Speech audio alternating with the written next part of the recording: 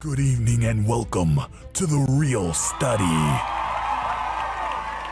with your hosts, MrSniDBitS. So like two teams with that movie, it seems like either people love it or they hate it. Okay, I do too. I do too. Yeah. BlackGirlMarvel. I cried laughing. That was hilarious. Tylermakesfilms. It's meant for us to kind of contemplate. Like, I don't think his response to me is completely appropriate. Like, it makes sense that he would react that way. Allthemoviethings. I think the thing why I enjoyed it more too was the fact that we were going to talk about it from this perspective. The pre-review with Biggie. The pre-review is where I tell you about upcoming movies coming to movie theaters and beyond. And me, the Real Study movie voice guy.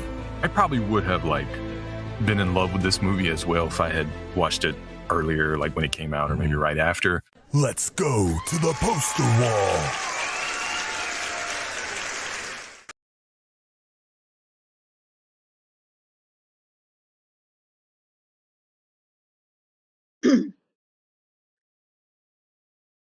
Hey, you guys, welcome to The Real Study. We are back.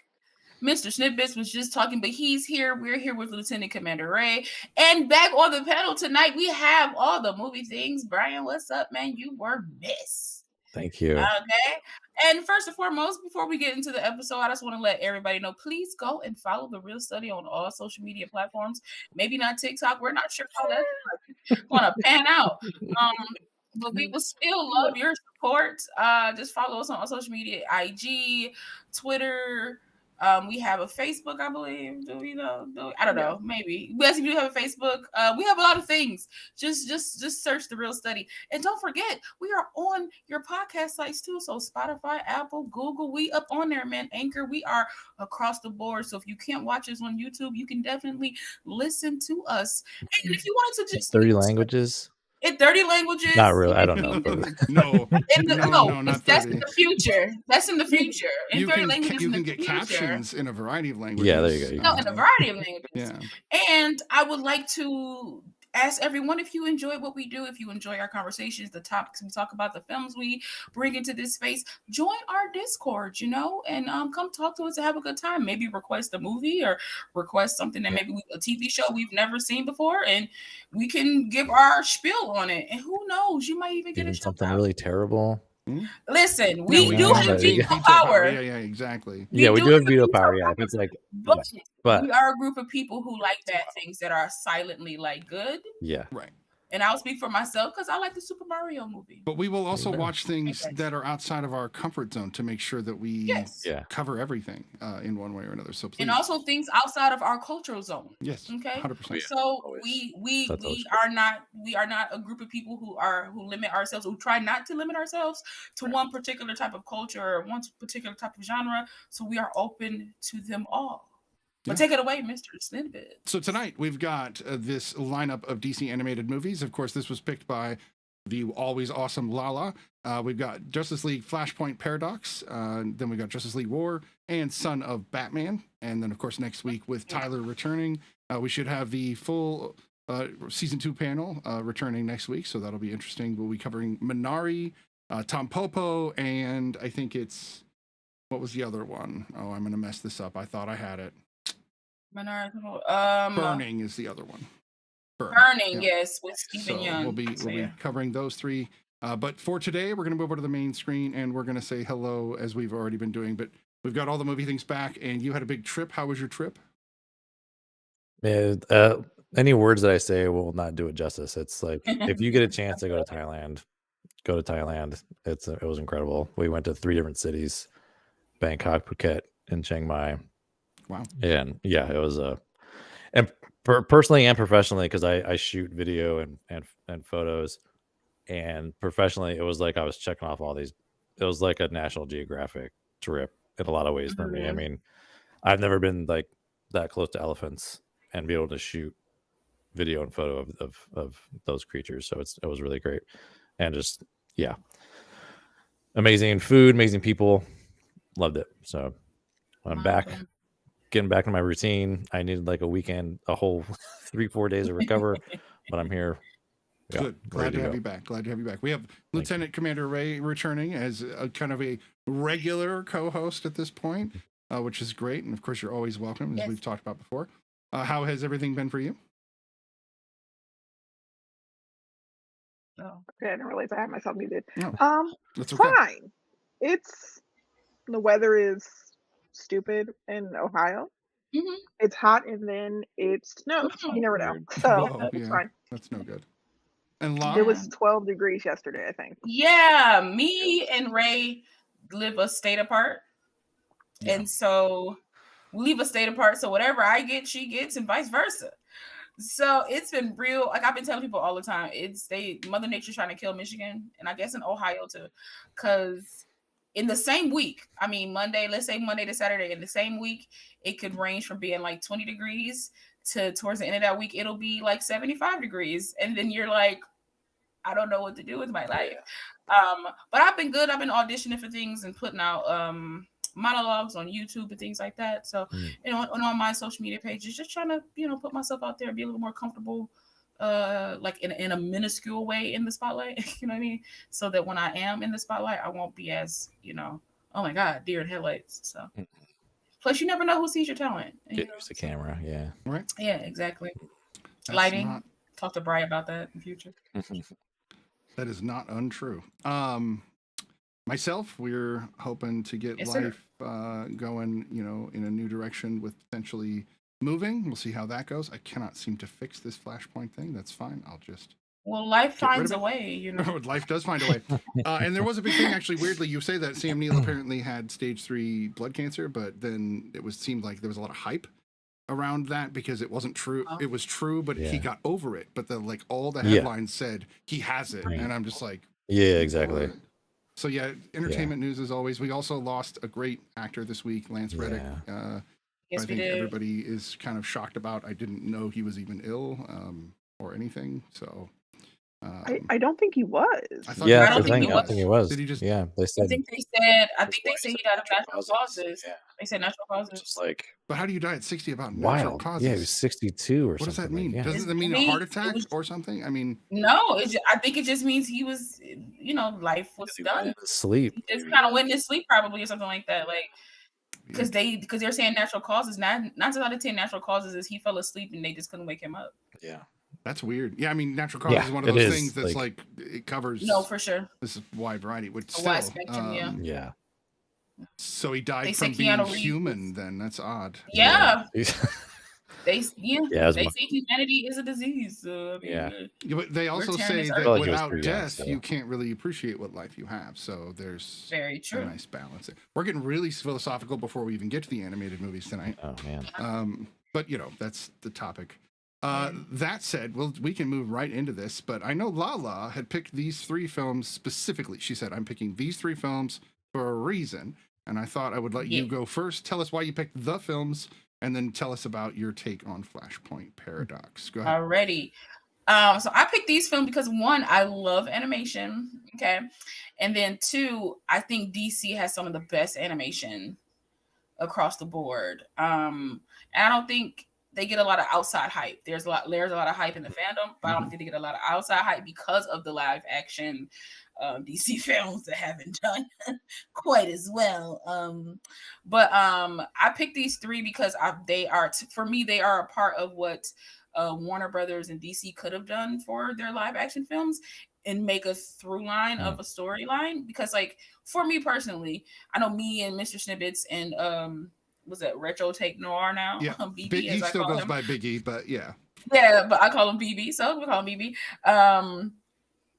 We were talking about it, and for me, these films are a full timeline. Now I know Biggie and MrSniDBitS were pretty much saying like you don't have to watch them in the order and they were released because they kind of are slightly in ways like standalone films, but for me, they all connect to me, like because even if some of the same characters don't show up in some of the other ones, some of the dialogue or some of the like plot points do show up in some other things, or maybe some villains do. So to me, they have to be watched in a certain way. It's kind of like, for me, it's kind of like Marvel. They have to be watched like in a certain way. Like you can watch them chronologically or theatrically released, but what is the order? The actual order? that she recommends. Yeah, that you that I recommend. recommend. So I recommend watching all of the what is it, DCAU film? Oh, you mean like Marvel? No, No, I mean for these three that we did. Oh, for these three, it's Flashpoint first, Justice League War. And Oh, funny. That's the order I watched them in, not knowing. Opposite. So you watch Son of Batman, War, Just in Paradox. Oh, funny. Yeah. Yeah, so because it's like, for me, if you watch them, that's why in the group chat I was like, watch them in the order that I listed them, and that was the order. I know Ray is just, she's the problem child. It's fine. We still love her. Though. I think she just I went like always does her own thing. No, that's a good one. There you go.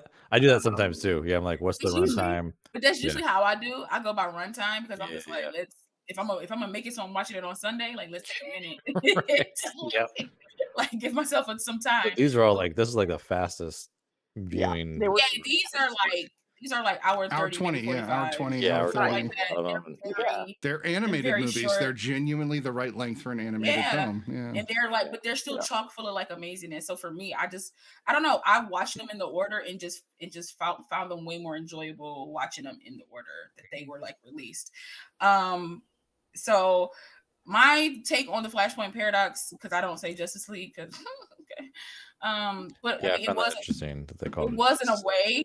It was like a discombobulated Justice League when you kind of like go into that world, but it was a Flashpoint paradox. Yeah. It's really hard for me to watch any type of film or animation or anything, TV show, do like a what if type of thing, because the Flashpoint paradox is like essentially like a very thick what if. Like what if Barry Allen didn't what if Barry Allen saved his mom didn't die? Like these whole butterfly effect of things happen. And for me, this one stuck very close to the comic. I mean, it still was like an abridged version, but it still stuck very close to the comics, where like they hit beats that I didn't even think they were going to be able to put within the runtime of this film. Plus it gives you insight into like, what if Bruce had died instead of like his parents? And to me, that's an interesting take, because all we see is Bruce's parents dying.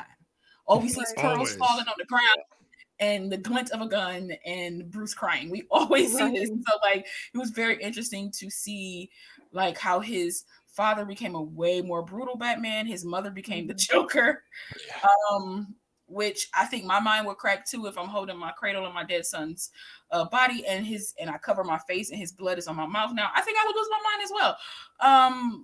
So and then seeing that Barry was like, he didn't even realize what he had done because he was such in his own grief. Like it was just so much emotion right into this film, and then so much like just kind of like exploring and figuring out, and just my camera keeps going in and out. I don't know why, but it just don't worry about it. You're gonna go through a Flashpoint paradox. I know. Sorry, Tyler's not here. Somebody's got to do that. Yeah. No, right. Somebody got to fill that gap, man. But that's like my origin story. But I don't know. I love this film. I love the way it's animated. It's like an animated style that really catches the eye. Very and throughout the thing, the animation style changes, but it's still like they still blend in a certain way. And I think that actually is a part of the Flashpoint paradox once you get towards like the end of it, which is why like certain characters aren't same or certain things look the same, because it's all connected, like I said before. But yeah, I thoroughly enjoy this film. It was just really good. And just seeing Barry like redo the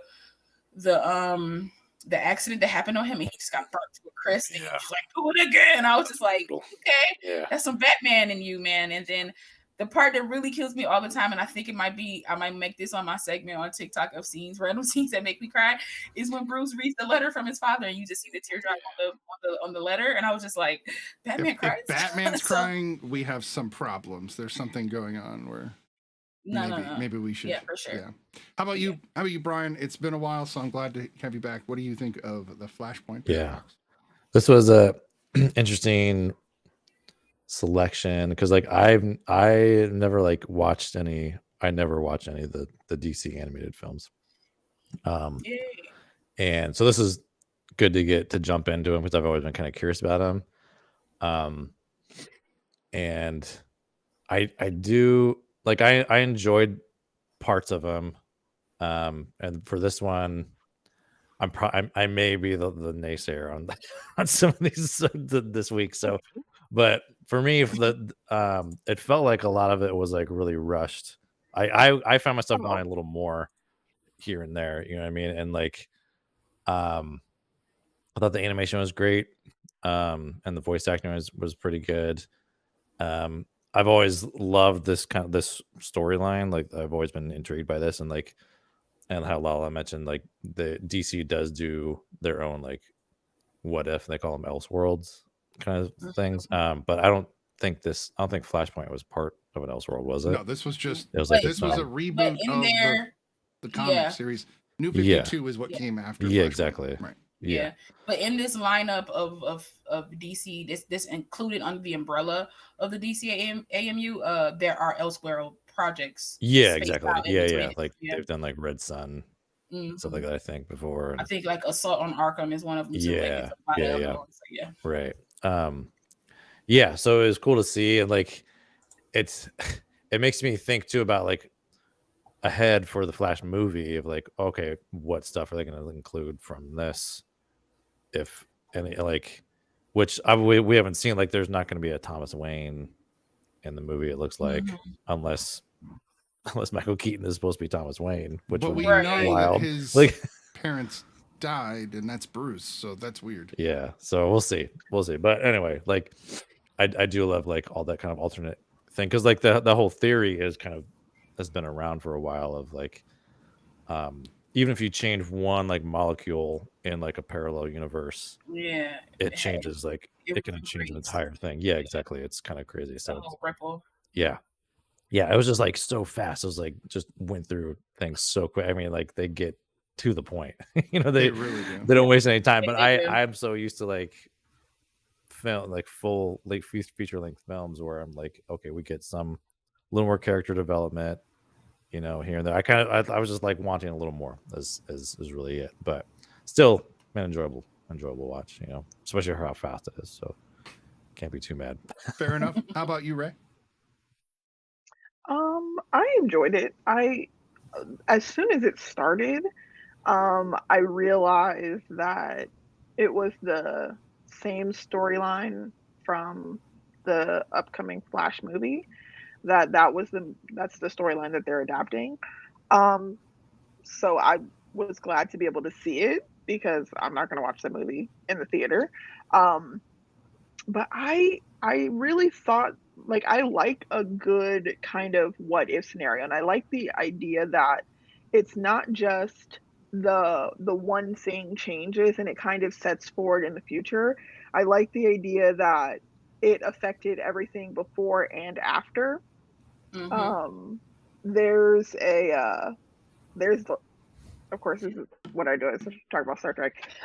There's an episode of Star Trek where these, like, basically this species, this specific guy and his crew can manipulate time. And so if you remove one thing from the cosmic makeup, it affects everything that thing throughout from the Big Bang affected everything. So it's like, if you pull this asteroid, it's like, it doesn't collide with the planet, but it also doesn't seed all of these other worlds. And so that's kind of the same thing here. It's like, yes, you were running so fast, you broke the time-space paradox, or whatever that's, I don't know what they called it in the movie. Speed Force. And it, like, not only you saving her, but what you did, basically, everything that led to her death is also changed by you saving her, which I thought was really an interesting kind of clever take on that storyline, because everyone is kind of familiar with the butterfly effect or opposite universe and things of that nature. And it's kind of like a glimpse. Like, I definitely agree, Brian, I wanted more, but it's kind of like a chapter in a book. Like, you're not, I don't think from this specific story supposed to get the entire concept of the whole book. It's just the one chapter. And so I was kind of fine with it being abridged and it not being the full storyline, but just that one piece from this one character's POV and how that kind of affected everything that they may future do. So I liked it. Yeah. I like that idea of it being like a chapter. Yeah. You know? For me, it feels like a really well-made hidden advertisement to buy the comic books. So here's the story. quickly, okay, now go buy all the books. And now you can go read every issue. dig deeper. Because comic books, what's really funny about every adaptation of a comic book into real form within DC and Marvel, I mean specifically, because other comic books, they've done a pretty good job. Kick-Ass was done well. Scott Pilgrim was done well. But the storylines within comic books are so bizarre sometimes that this is like kind of tame compared to maybe a lot of them. If you can start getting into like the Savage Lands in Marvel, they haven't even gone near that. They won't go to the Blue Zone in Marvel. Jean Grey didn't die on the moon during this weird event. Like it was like I know. They never like do the cosmic stuff. Right. So they like avoid all these really bizarre moments, or even the Endgame series, where they didn't go they were in space when they fought that, and Wolverine got all his bones melted away, and really weird shit.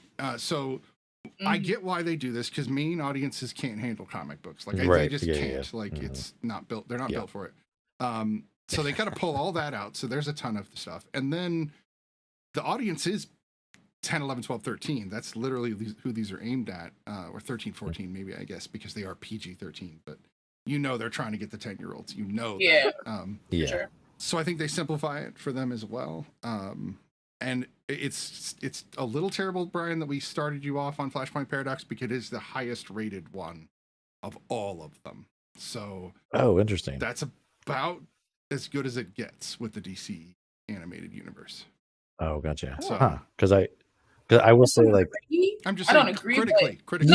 Right. I don't critically, but I'm just saying, I just feel like they all have their own merit in some way. But I've watched like almost all of them. So but that's just like for the mass population. Right. People, you know what I mean? Like, but it gets a really high rating for an animated movie, which is not normal. So for myself, this was my first introduction to the Flash storyline. Even though I had read Flash comics, I never got to this point, and then I picked up in New 52 again. So like, this was weird. This was my introduction. But watching Thomas Wayne be Thomas Wayne in this is still great. I love just how hardcore he is. That first fight, man, is like, oh damn, he's whipping out two guns. Like that's what took me out. I was like, this opposite universe. Like, well, this is indicative of like just go to town. So if you go to Golden Age Batman, he carried a gun. Like they were detectives, so they carried guns. He was even in World War II where he used a Gatling gun. So like the idea of Batman with a gun is old school, but not unheard of. But yes, if you think of 80s, 70s, 80s, 90s Batman, you don't think of him with gun. Although, I mean, you look at Thomas Wayne, you'd be like, well, Bruce is kind of tame compared to right. Yeah, he's the he's reeled in, right?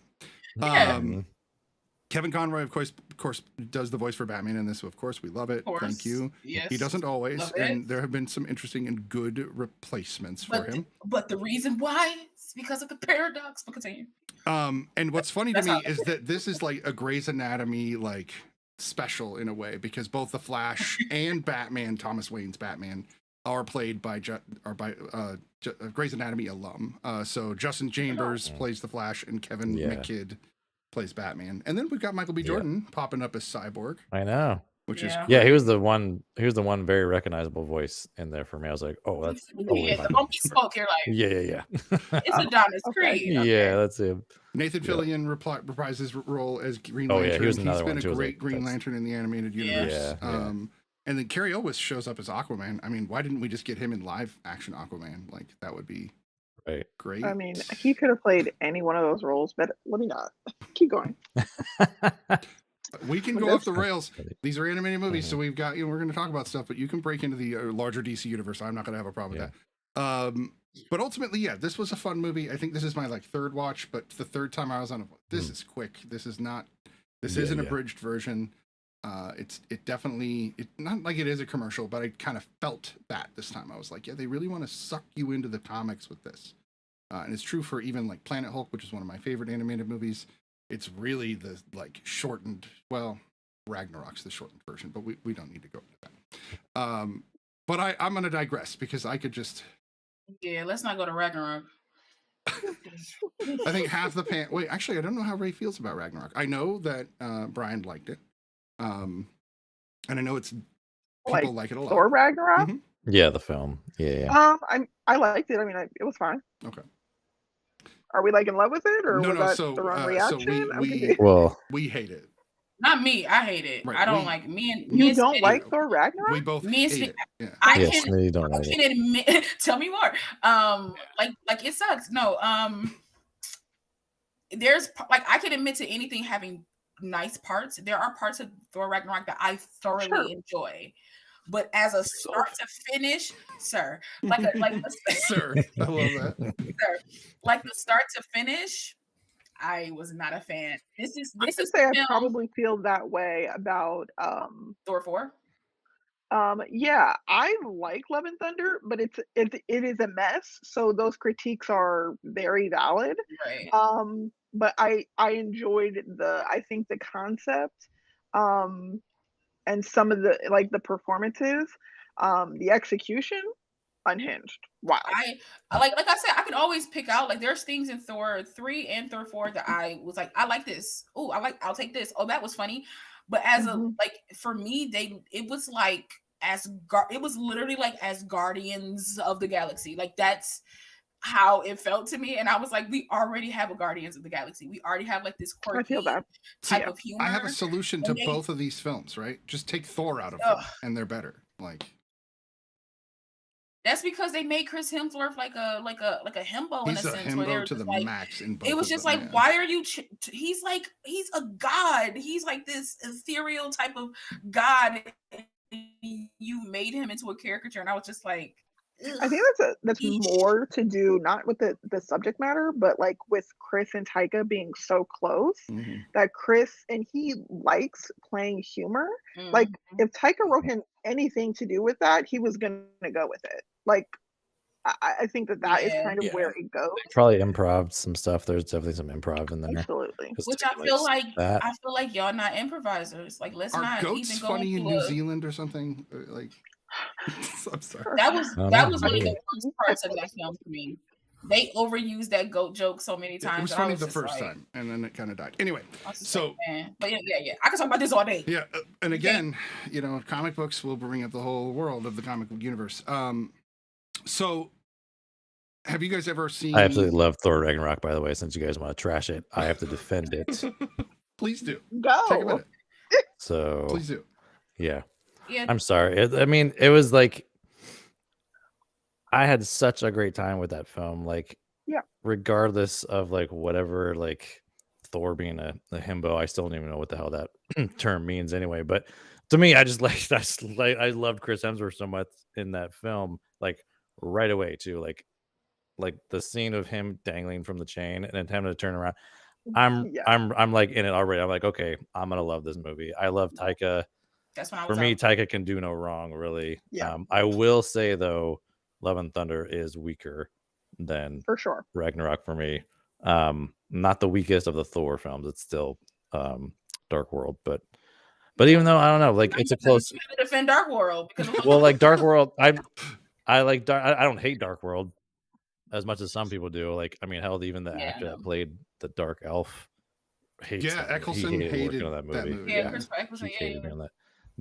But I did like a lot of stuff in that film. I don't hate it as much as like I don't hate it at all, but I it gets like a lot of Dark hate World better No, for than sure. Ragnarok For no reason. and Love and Thunder. Oh, Me too. wow. Mhm. me too. That's But here's the thing though. I'm a big you gotta fan. get right with yourself. So I mean, therapy's out there.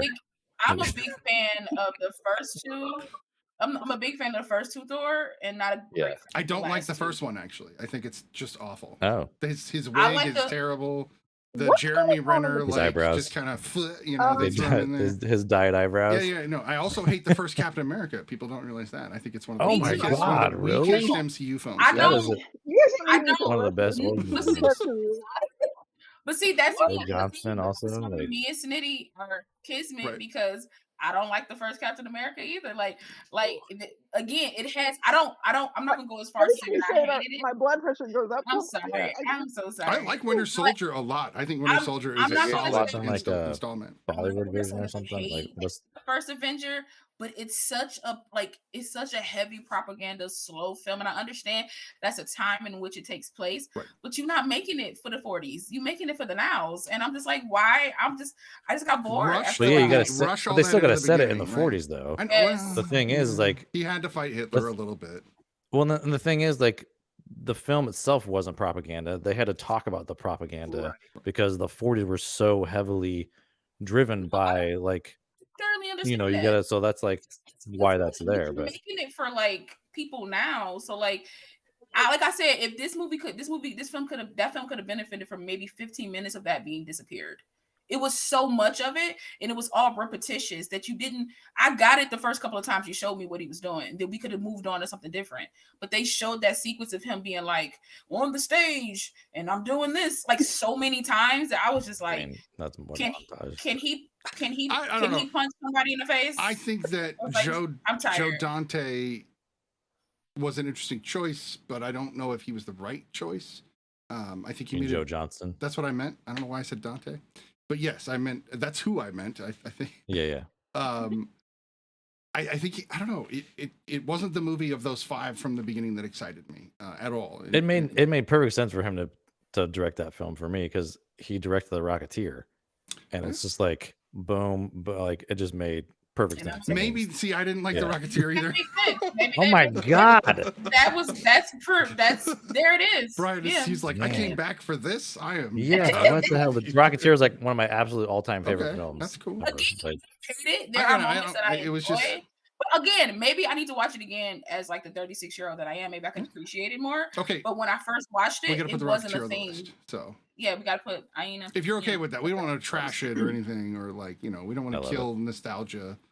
We're not nostalgia killers around here. I don't think we could kill Bryce. We're gonna put it on the list. He's like us. He has his passion, right? That, yeah, like, he has his things that he loves, you know. Because if I sat here and started to slander the Matrix, I'm pretty sure.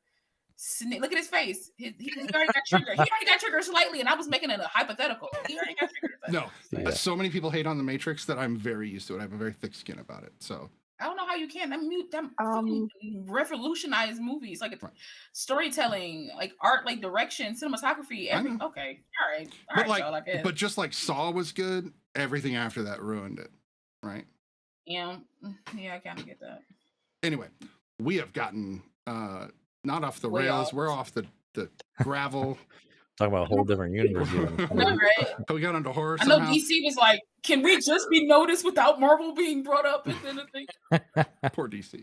Yeah, I know. So was this your guys' first introduction? No, not Lala, because we know Lala's watched these and she's a DC person. So you two, was this your first introduction to Reverse Flash? No. Yes. I think for me, like I grew up with comic books myself anyway, so I was familiar with Flashpoint and like and Reverse Flash and like all these other concepts. But I think I've seen him, but I haven't like seen anything with him in it, if that makes sense. Like I'm familiar with the character, but not like you haven't seen him in action. Yeah. Right. Okay. Did you ever watch the Flash show? Because he is in the show. No. Oh, okay. He's heavily prominent. I like have a weird thing when it comes to shows. Like even if I'm interested in the property, like I don't like the guy that plays the Flash. Like I don't like him as an actor. Like I couldn't watch him. Grant Gustafson? Yeah. Grant Gustafson? Yeah. Yeah. He doesn't work for me. Oh. I've seen him in other things. He's charming to me. In smaller roles. I like him. I get that. Yeah, like no, like it's kind of like a charm, but like in a disingenuous way. Like I'm not saying that that's actually how. No, I know, but he comes off like a fake charming. Yeah, it's like first of all, you scheming. You know, just like I don't. There's something else going. That's hilarious. Fair. See, the Flash show was the first time I've seen Grant Gustin, so I had nothing to base him off of. So like, same here. I was locked in because I was already a fan of the Flash.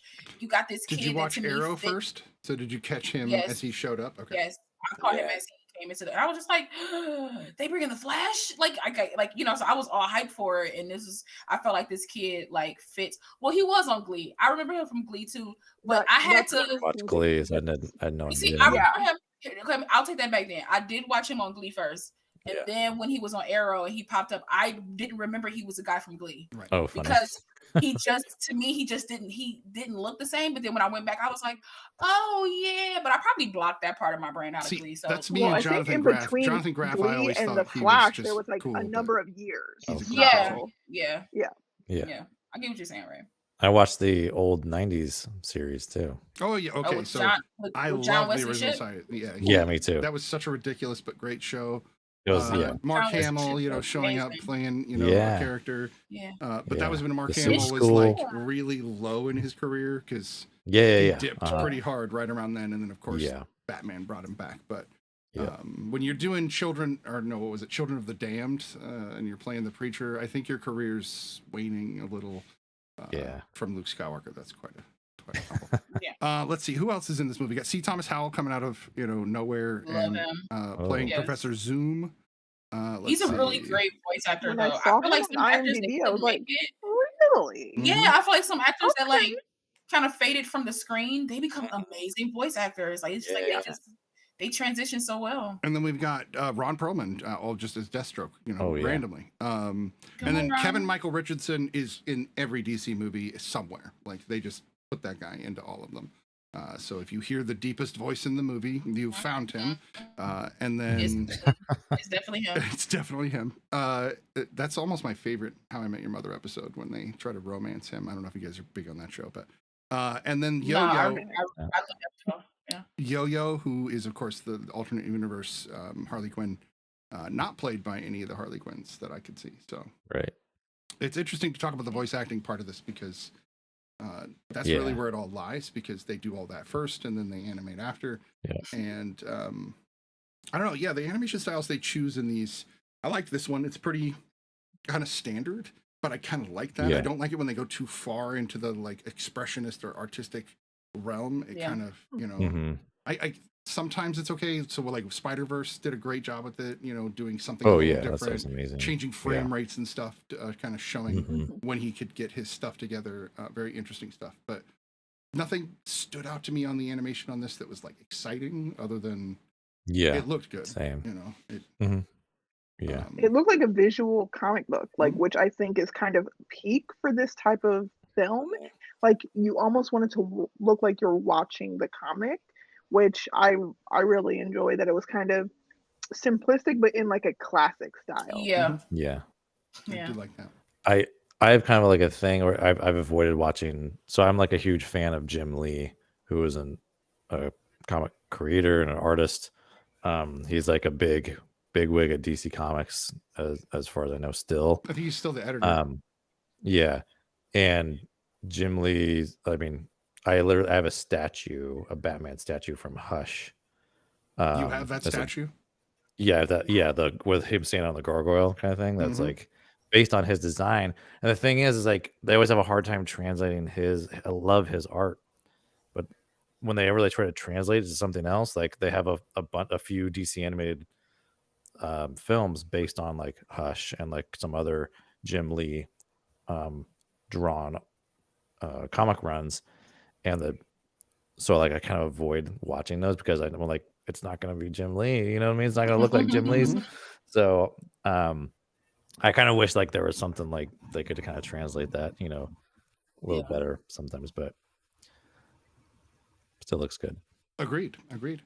Well, how do we review this one, or give our rating, I should say, and then we'll move on to Justice League War, and then we can do the pre-review, and of course, Son of Batman to come. So we'll start in the same order. Lala, can you give us a rating for Flashpoint Paradox? I give Flashpoint Paradox a 9. Solid. I thoroughly enjoyed it. I don't, I can always pick it apart and pick some stuff that I didn't like or whatever, because I can do it with anything, even things I love. But to me, animation is all about just having fun and a solid plot, great voice actors, beautiful visually. I'm locked in, and to me, this film had all that. And it's a little darker. I like my cartoons, wildly enough, to be a little darker. You know what I mean? So like, I'm that Invincible girl that like to watch that type of stuff. So yeah, I give it a 9. Invincible is amazing though. The movie things. What did you think of Flashpoint Paradox? I'm gonna give this one a 8. I'm kind of being generous a little bit. The conversation can guide. I've noticed it can. She leaves on an 8. What? I don't know. On an 8, it's still above a 7. It's got a. It's yeah. He said he was being generous. I am being generous just because like it's. I don't think he's gonna give it a 6, but No. If somebody put this on, you'd watch it, right? If it was on again, you wouldn't. Right? Yeah. Like I wasn't like you know, having to like push through these, you know, really. No, And yeah, I get you. so, I get you. yeah, and I was like looking forward to watching all of these. So, yeah. This wasn't any Repo, the genetic opera, right? This wasn't. Oh my god. Oh. My wife will hate me for saying that, but hey, you know, Don't bring. that's kind of the standard, right? It's the. I think I have PTSD from that. It's the bar. Yeah. Yeah. Just mention it. Real quick It was before I like- move on to Ray and myself, was this the statue that you're talking about? Oh no.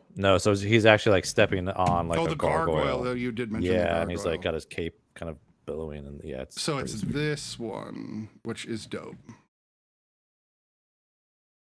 Nope, not that Oh one. wow! Either. So how many Jim Lee? I know there's too statues many. are I there? know. He's stepping on Yeah, a gargoyle in this one. That's hilarious. And there's two versions of it. There's a mini version. I have the full like big. Wow. Because I know in the version, comic, and which one you're he talking signed about, it, the too. moment in the comic where he's like, Yeah, I and know it's that. in Hush, so it's actually Right. a cover from one of the Hush Damn it, issues. which So I it's have right specifically that. here. Yeah. But that's I not loved it. Hush. I was like, I have all the issues too. You have the actual issues. Yeah, I the just actual have separate. the actual graphic novel. I really want to see Oh, this yeah, picture because I Nerd alert. No. we're nerding out. Yeah. You brought up. I love this so much. It's actually from Hush. First cover. It's from Detective Comics. Dude, you do a good nerd voice. I love it. Now this one, there is a lot more like And the shoulders. Yeah, male right. gaze in this book. Oh yeah, totally. it's yeah. it's about as male gaze as you can get. Yeah. Aren't they wow. all, though?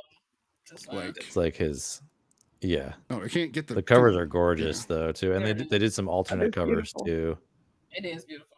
I can't find the gargoyle. Poison It's gonna Ivy's drive me that nuts. girl. Ah, dang. Okay, I'll Poison look for it. Ivy's that Ray, why don't you girl. go ahead and tell us your rating of the Flashpoint Yeah. Paradox? I would rate this one probably a 7. I would say maybe a 7.5. I enjoyed it. So like in She's this- so mad. I definitely think that this story would have worked better as a mini series. Like I think they could have done it in like maybe 3 or 4 episodes to kind of show you that trajectory if they wanted to tell a more complete story. Like for real, like the glossing over kind of the Superman, like his detainment and yeah. the experiments they ran on him, like that. I think they could have done a really interesting like portion of this story about. And then like it was so quick that the reason he ended up back was because when he started running at that point, he was like, nothing you can run off. That was when he ran through the space-time barrier and changed time. Like I think that could have been better done, but I did enjoy it. So yeah, I would say maybe a 7.5. Sweet. So I used to rate this a 10 because I used to just be the like, oh, it's a comic book movie. It's great. Because I used to be that way. But then more and more of them came out. So I was like, oh, we have a variety. There is a standard. Okay. And so this was a 10. It's an 8 now. And that's not being nice. That's just an 8. Sure. I was wondering if she was going to leave.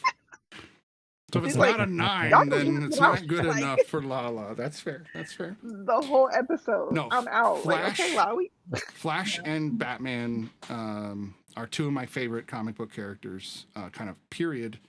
So this kind of ticks both boxes. So it's definitely good in both respects. Again, I think for me, if it was 2 hours, I would have loved this because I could have sunk my teeth right into it if they had just taken a little bit more time. Problem is they don't make the money back on these. That's another reason they don't make these longer because these are all straight to video. Every one of these is straight to video. Oh yeah, exactly. Yep. And they've never, I think they might have like specially released a couple of them in theaters, like because of popular demand or whatever. Yeah. So yeah, That's pretty rare, but Flashpoint. you can get them Paradox. on physical media too. You Yeah. can purchase them on. I think they're even Yeah. releasing I saw- Legend or Legion, which is the newest one. I still love y'all. It's fine. You know what I'm saying? So we're gonna move on to Justice League War, and if Lala hated me right now, she's gonna hate me even more after this Oh movie. no. Yeah. You Oh, can. no. So here's the thing. Here's the thing. Maybe I'll just start. I don't really ever do that. Yes, Yeah. please. Okay, so Justice League War. I I was loving you start. I read the new 52 comic book called Justice League, which was the reboot of this. And while the comic is It's okay. This is not only the abridged version, much like the Flashpoint Paradox, but the idea that these 7 heroes found each other in this way in one evening is just painful. It's painful to have them call out their lines and the like, yes, I lost my parents, that whole Batman. I'm just like, dude, I know you guys got to cram it in every movie, but that was the most painful one I've ever seen. I do not. You just told them, like, yeah. I don't like this movie. There are a couple of redeeming qualities. I'll get to those, but I absolutely think this is one of the worst animated movies they've ever made. Lieutenant Commander Ray, what do you think? This was my favorite of the 3. Oh, okay. Isn't that always the way? Damn, that's funny. Always the way. That's so interesting. I think because I'm so trained on camp, it doesn't bother me. Like, I'm fully expecting that at minimum, this would have been only slightly less campy than it was. It's an animated comic book movie. It's gonna be over the top. Sans the actual pow when they punch. Like, I'm expecting it to kind of be over the top. So for this to be, like I said, an abridged kind of just an introduction to someone, like, let's say they've never seen any other DC property and this is the only one that they've ever seen. Like, it's meant as an introduction, I think, not only to DC, but to experiencing DC in an animated style. Like, it's gonna be exposition. There just is. Like, I think the cringiest part of this was Diana. Like, I almost was like, girl. Yeah, dude. What is going on? Like, this is almost yeah. too much for me. And Superman I 2. like Wonder Woman. Yeah. I watched the television show. Like, I enjoyed like Linda being in the post credit of what I don't even remember the second one. It was 84. terrible. Right. That was almost worth it. Was Linda in the credits? Yeah, like, Pedro can't say that it's not a great movie. So. No, for sure. And Pedro, second to Linda in the credits, Pedro saved that movie for me. I couldn't. Yeah. It was so hard to sit through. I Agreed. enjoyed that they were all so kind of like the heightened version of themselves for people to get interested into the character. Shazam was interesting. I thought Shamar and Rocky were great. Yeah. That's another actor that, like, his father. Yeah, like Rocky. I remember watching him on what's that TV show? Rock. Yeah, exactly. Yeah, I loved that show, and I remember he was so good in that show. And then, like, I hadn't seen him, in years. And then he's on NCIS. Yeah, that's right. Yeah. So good. I thought that they were great. If I'm being honest with you, I only saw the live action Justice League once, and like it hurt, so I'd never watched it again. Respect. I didn't watch the second one, so like to tell me that movie is going to be 4 hours again, like so reintroducing me to you like the second one? He liked the 4-hour version was much better. And plus they do improvements, but it's still they do Cyborg. They don't do Cyborg dirty in that one either. So they really don't. They cleaned up Cyborg, but I still feel like they both was trash. Honestly, I'll have to try and watch it. My brother tried. Take it in 2 pieces. You gotta do it, man. Right? Do it in 2 chunks. Yeah, you gotta take it in 2 pieces. I watched it all the way through. It felt fine to me, but I watched it all the way through. I just felt like I watched it all the way through because I was very curious. So I'm like, okay, what did I miss? I will say it cleaned up a lot of what Joss Whedon let down. Exactly. So it was a. I can make sure you're awake. It's very 2001 slow mo. Like it's very. I don't like the whole aspect ratio thing. Why he did that? I was like, I thought there was something wrong with my TV. Nolan does that a lot. Why is the aspect ratio a 4:3 square right now? Like, no. Yeah, so he shrinks down the aspect ratio. Yeah, I don't remember why. What I feel like stylistically, he was like, "Let's go for the gambit."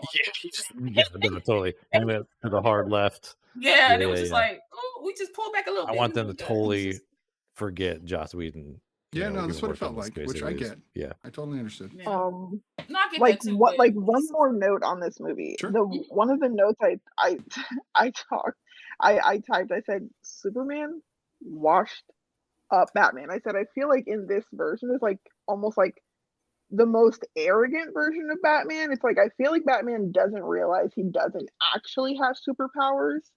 I have a movie for you if you think this is the arrogant Superman's like, Batman. if you don't stop throwing these little gadgets at me, I'm not interested in your gadgets. Okay, like that's yeah. I liked it though.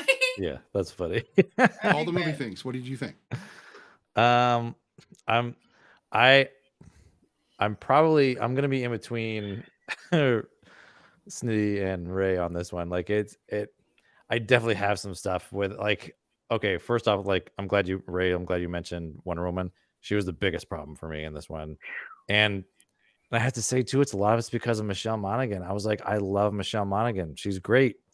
But I was like, maybe you shouldn't do voice acting because it was rough. I actually don't like her as an actress. Really, I really like her stuff, but yeah, like I mean, yeah, she's not like you know super incredible or anything, but definitely I think voice acting is not her thing. It felt very forced in what she was doing. Yeah, it just didn't feel. Did it feel like day two of Diana being in the U.S.? Not like she had yeah, been for a exactly. while. Yeah, like she barely knows English. Yeah, like, yeah. But yeah, I did love some of the humor in this too, and though I liked Green Lantern's little quips that he had every once in a while. Like he was really like, I was really enjoying him throughout the whole movie. It was pretty great to watch him. Yeah, the whole thing with Batman, like Batman knows about Superman, so why how does he not know to not throw everything at him? Like you know what I mean? Well, they like it's I kind of you like know this the research. Batman. Why do you Everybody not know sort that? of has heard about everybody, but nobody's clarified. But like, and to your point, Snitty, like it was that whole thing was in the back of my mind too. Like, man, this is still like one night. Like we haven't gone through.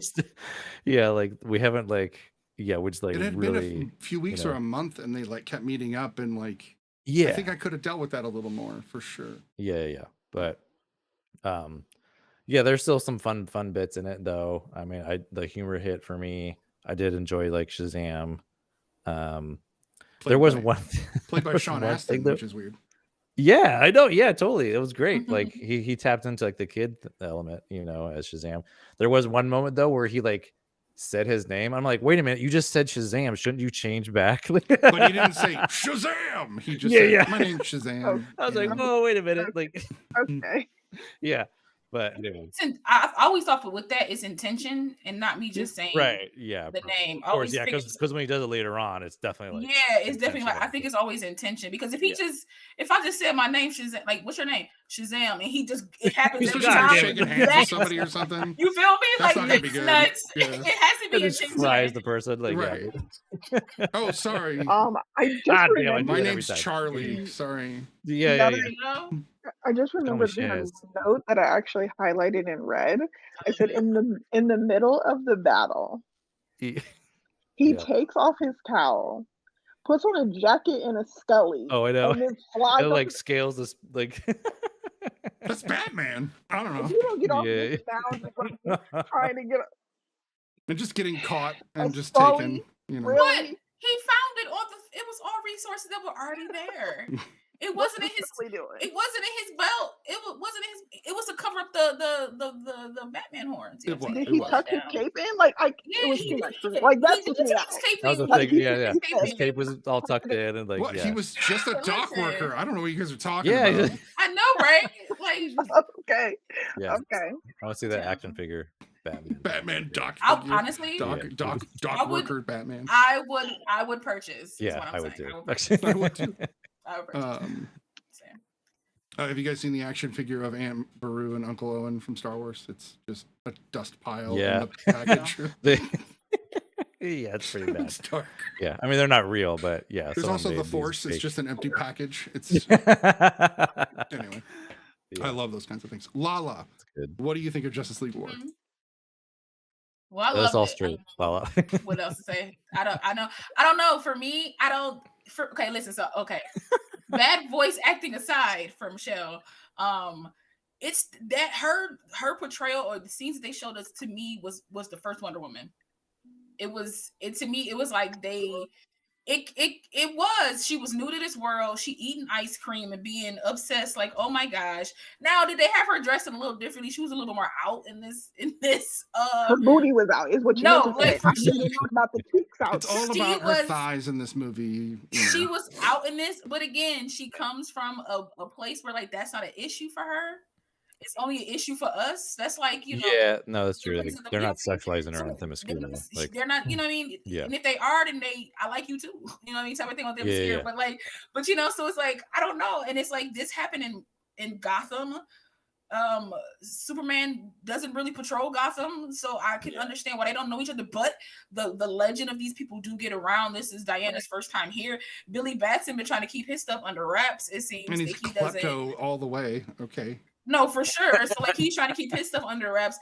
You know, Cyborg ain't Cyborg yet. You know what I'm saying? Green Lantern has a universe to protect. So for me, they all kind of coming together because of this mass alien invasion of multiple places on Earth makes sense to me. I enjoyed it. I thought, to me, Rosario Dawson will always be the Diana. To me, anybody else that voices Diana, I'm kind of like, you ain't Rosario though. Right. But I mean, that's just how I feel. But like, I thought this was great. It has some funny humor to it. Batman sass and Hal sass is just a sass made in heaven that I thoroughly enjoyed. Because they're essentially the same person. And he pretty much tells him that. He's like, yeah. We're the only ones here that's kind of normal, bro. Like you take off that ring. Yeah. You take off your ring, like, and I'll take off my belt and let's fight. Let's see what happens. Yeah, I think exactly. Batman would win, but that's just me. Right. But still, for sure, easily. Like, sorry, Hal, but you know, it is what it is. But I just thought it was great. Dude. I enjoyed like Wonder Woman kind of being like wide-eyed and being like, well, why do they feel this way and stuff like this? And this is during a time where I think like superheroes were around in their own specific places, but they never got together for something of this scale. And because people didn't like them, even though they were still saving things. So like this was like the catalyst of them becoming the Super Seven. So like Super Seven, the Super Seven. So like, I don't know. Victor and Silas, to me, that's always a story that I wish somebody would solo do. Yeah, I was thinking that same thing watching this too. I was like, man, like, and it was very interesting watching his transformation. You know, it's a very different way of doing it. And I like that it's like it's kind of very similar to how Justice League like Snyder and them was trying to do, but I still like this on the bigger, because it's animation, you can do stuff you can do stuff you can't do live. So like I just like that it was like the more he acclimated to feeling normal, the more his body changed. Yeah. He was still massive, but it's like it was still like huge, but like you could see that like it started to make sense once he started to make sense. You want to see like accept you know, like so it's like he started to find the functionality in it and stuff like that. And again, I love him being connected to mother boxes. That's why he got boom tubes. Like I love that. I love that connection, and I love that he can override that power or pretty much make it a part of himself. And that's, again, I would love a solo cyborg film, because the dynamic just with him being like a popular football player, and this film shows this too, because Billy Batson likes him, like he is a big fan of his, and then that whole storyline with his dad, to me, just put him on heartstrings. I don't know. It made me feel some type of ways, and I thoroughly enjoyed it, and I felt like in a massive scale. Seeing Cyborg on a different kind of tier, or like, you know, visually see him something different, I think would be very good. But I don't know. I enjoyed this. I always like Darkseid, especially when it's played by Tony Todd. I think that's what played it last time. It sounded like that. It sounded like it was Steve Bloom. It was Steve Bloom. I don't know who that is. Also, Darkseid's like huge in this. He's massive. He's on the scale of like Kingpin, like from like he's huge. Yeah. And I love that too. I love that they all had to figure out how to work together. Like the only person that knows how to work on a team essentially is Diana. but it's a team of women, so it's like, Right. you know, so she still has a hurdle to jump over. Batman is a solo person. Superman has all the power, but still his will gets broken easily a lot, and that's what makes him not so OP than most people, because magic can hurt him and magic can do things to him and stuff like that. So that kind of lowers him down a little bit. Cyborg having to figure. I just love it. They all came together for a better purpose. I enjoyed this film. So can we talk about how Superman basically, there's no Lois Lane in this universe at all?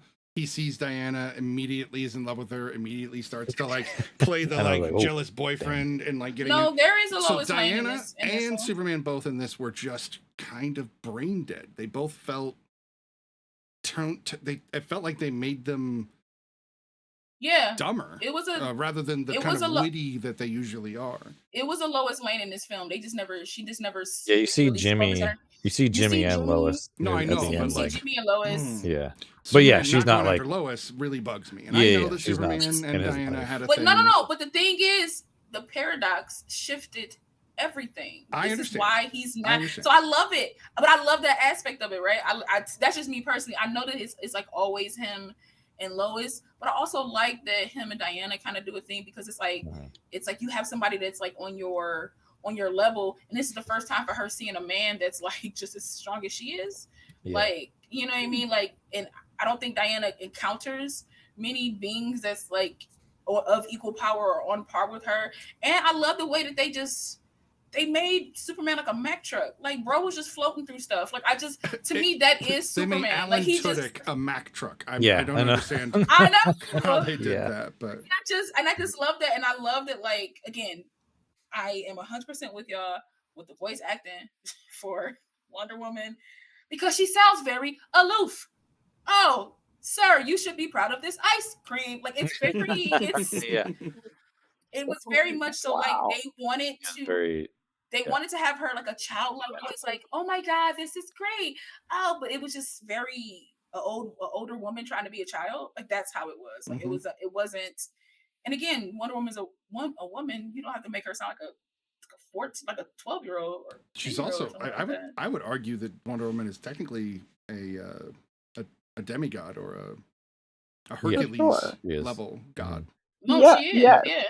Depending on her origin, with this one, she always has been like made from sand, Zeus, exactly, or part, made by a god out of the sand of the earth. For the most part, she is part god. However you want to slice it, she's lived a long time. Her voice should be chock full of like experience and like depth, some type of reverence in her voice, wisdom, but she should still be confused about Earth stuff, right? And there's a way to like bridge that. But they went cave woman rather than they went like they went too far left, and they needed to pull it like a little bit back in the middle. Because to me, it's the same with like improvisers. Your customs are strange. Tell me more about them. Right? Like, tell me more. Like, she should want to inquire that knowledge. Right. Like, to me, it's like when I do improv, they say the hardest thing to do is a child when you're doing improv, because we automatically make children stupid. Right. So we automatically make them like, well, I wanted to go get the thing from the thing, and it's like kids don't even talk like that. Some of them smarter than you. Absolutely not correct. And so it's like, when you're playing somebody that's like doe-eyed, they're not like, wow, this is on a stick. How they're just more intrigued by things, and so I will say that was a letdown, but I thoroughly enjoyed this. I thought it was great. Again, abridged, so that means that we were completely missing. Most of Darkseid's legions. There were a lot of people that were left out that could have come and raided Earth with him. That would have made this a little bit more dynamic and would have given each of the Justice League members something to actually fight against, rather than just having to come together for him. It's like, okay. But again, we don't know how far into his villainy that Darkseid is in. Has he met these people yet? Has he acquired Granny Goodness and all these people to kind of come in to type of, so we don't know where he is. It goes too fast for us to like even touch on it. For all we know, Granny Goodness is at brunch and hasn't even had a chance. Haven't had a chance, or because of the whole paradox thing, maybe he doesn't meet these people. That's what I mean. Maybe that's something that doesn't happen. I don't know. I just like the possibilities. It did change. I like the possibilities. We do have to note though that this series, and again, not this movie, and I'm not knocking the pick or the movie itself, but the series that this movie is based on did so poorly over just a couple of years that they rebooted again in order to get rid of all of it because it upset so many people. So it's interesting looking back now at this attempted reboot, and then the reboot that they did after this was, well, they're kind of like how they were, and you know them. It's like, oh, right, okay. And it's called Rebirth. It's anyway. Yeah. It's again, the animation style I think looks good. I think everybody's a little bulkier. Sometimes in these movies you get especially with the dudes, they get these like enormous chests that triangle shape. Right. That just don't work. That Dorito. Gotta get that V. Yeah. Gotta get that Dorito shape out here. It did throw me off that Justin Kirk played Green Lantern. That's the guy, if you don't know, from Weeds. He plays Andy, the brother, through that entire show. And he's done a lot of stuff. He's done some, but he's that is his biggest claim to fame. Few seasons of that show. He becomes a good character, I promise. If you hated him in that, I promise he does become a good guy. It was painful. I do have another nitpicky thing. Sorry. Sure, please. This was like bugging me every time, and this isn't just these two films. This is like anytime we see the Flash, this is live action and animation. I'm like, why are we always seeing like him just like really moving his arms really fast? I'm like, he is so fast that we wouldn't see any of that. Like, it should just be like, you know, just like an outside of edge of him, really, and just this blur of because he's so fast. Like, it's always been this little thing where it's like, why this bugs me so much? Like, I should be able to see him, you know. I want to see him though. That's so fun. There are so many things when they slow down. They do like a cool slow down kind of thing. That makes sense. But I feel like for me, when he does run like that, we're not looking at him. We're like, we are looking at him, but it's like more from his perspective. Right. So like we would see it how he would see it. The camera so that's does maybe that's how my brain goes. But I understand. I 100% get what you're saying. I just want to see them play with those, because he honestly should move like Darkseid's vision, like his blast do. He should move like very fast, very like that. You know, if there was to if I can expound, Brian, I think what you're saying is like, and Sniddy, you're like, from his perspective, that's why we're seeing him. But the way that they animated Makari, that she was just a streak. Like that, I think is what you're kind of talking about. It's like he should be blurry, like we shouldn't be able to see him. But I kind of get the POV aspect of it. But I mean, he should look blurry, and I kind of like how they. I don't think it was in this one. I think it was in the last one, Flashpoint, where he kind of had that like that circle where he was kind of running through it like a tunnel, like a space time. Like that was cool. kind of like, I did like that. And he like met up with himself basically. Like, that's the Speed Force. So he actually goes into a place called the Speed Force, and that's where he can travel through time. He's had all sorts of problems doing it before.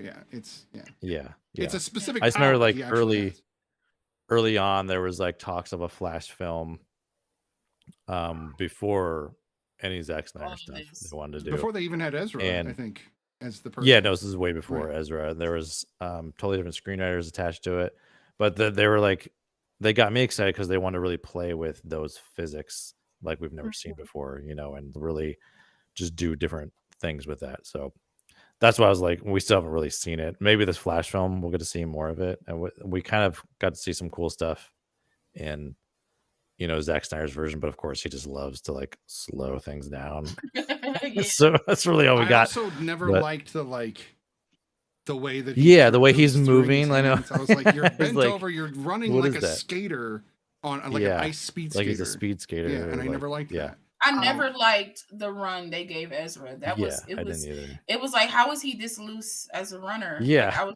Like, and not even no runner runs like that. Like like a sprinter speed run, like a sprinter. No sprinter runs like that.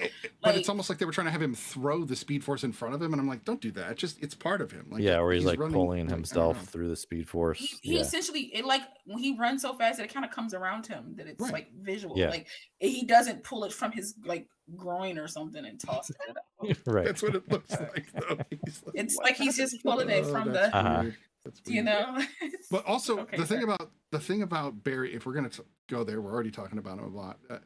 Especially in the Snyder cut, when he bursts through the window and like Right, runs just, up on like, the pavement, but he's barefoot. I'm like, he's not super. Like, he's super his heels, feet would be but, gone. but his feet would be messed Right. up. Now, if Yeah, they yeah. just got a little hurt, they would heal. Light went out. If Sorry. they've got a little hurt, they would heal pretty quickly because he does have a fast healing factor, but it's still a normal human Right. healing factor. So he still has to heal Yeah, like yeah. the rest of us. If you slid across pavement at 1,000 miles an hour, you'd be like God, nubbed on your shin bones. Like you'd be. But also, we've seen the Flash get hurt off of like normal thing, like something in the way in the street that he couldn't avoid. Yeah, But in the, okay, so this is what drives me nuts. He's fine. In the comic book, he's so fast that he can think as fast as he can move. Exactly. No, Which means he can literally. think ahead about all the things he's going to do, and then just exactly. do all of them, and then be back next to you, and you're like, was that a breeze? That's how Flash is supposed to be. Yeah. Exactly. Yes. Yeah, yeah. So, and the I comics agree. do it because they can, because like all of a sudden he's just Right. out there, Yeah. then he is again. While this, they have to. Yeah. There has to be some animation. So this is the problem with movie magic: is you have to have moving things for the magic to work. Right. You know, in a way. Yeah. Right. Yeah. Anyway, Yeah. Flash is one of my favorites. Just a I could little talk about thing. it forever. That's all. It's Yeah. a Yeah, I small love Flash thing. too. So And then we're not going to get Batgirl, so I'm mad about that now. I wasn't even thinking about it. Yeah. Ugh, now I'm I have I high really hopes. We might not get it when we want it, but it'll come eventually. No, they because- made a contract that said they would destroy it in order to get a tax write-off, so it's gone forever. You'll never see it. So No, that I- version, no, that I- film we'll never see, but they could do another one. They can make another one. I Yeah, agree. yeah. Right, but That's what the I fact mean. that we're never going to get to see that one I hurt know. me because I was so ready, Brendan and that suit was Fraser's so cool looking. Firefly. Yeah, and- everything about it. Yeah. You would think with Brendan Fraser winning an Oscar, they would reverse that verdict, but you know, So whatever. I yeah, guess just, yeah, it was dumb. extremely. About money. Yeah, it's not about what people like. Pfft, come on. No. No. That's. But part of me, I don't know. I just feel like when you haven't set a precedent for doing this before, and now you do it, and it's like a predominantly black female led film. You got a black Jim Gordon. I can't help but go racial with it, and I really don't like to always go racial with things, but some things just kind of point out to me that way. Yeah. Because Also, the directors aren't white males. white either, you males, know? things They're like that. And then it's like you've had so you're telling me that y'all like did a consensus on the Suicide Squad film, and people was like, hell yeah, put that out. Like nobody know.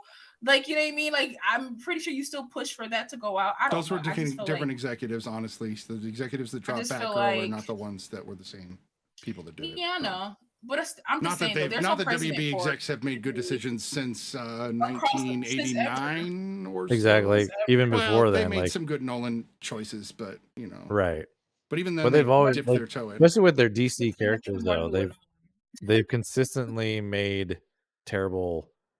I mean, like with Superman especially too, they've like there's so many like different versions of Superman they've tried, and like they spent a bunch of money on trying to launch, and then they stop, and then they find another idea. And it's like, Yeah. I mean, there's that notorious Kevin Smith story that he tells, which I love. Is so You're talking hilarious. about if you the have not heard spider story? yeah, but he goes to John Peters' house. Like That's such an amazing. and It's if you look, amazing. it's Oh my real. god, Like you can It's see his so good. story through the through line Yeah. of these films. So you're like, oh shit. yeah, that's like, real. oh my god, like come on, That dude Yeah, loves giant spiders. It's so funny. Yeah, Me and, If you guys me and haven't Ray watched it, literally we'll- just sitting here yeah. like, So Kevin Smith. okay, what's happening? So Kevin Smith, on top of doing his films, always did these hosted college events where he'd go and speak, do Q&As Yeah. essentially. And And just so tell people would ask stories him a and- question, but sometimes he'd go off for like an hour because he's just a good Yeah. storyteller.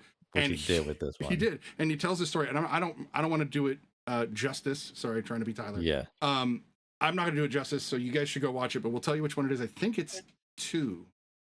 no, it's the with first 2. one. It's It the is very one? first. Yeah, it's the very first college tour he did. So he's really young, and he's actually still pretty big back then. So yeah, exactly. And It's he talks great. about when he wrote a Superman script, and Superman Lives.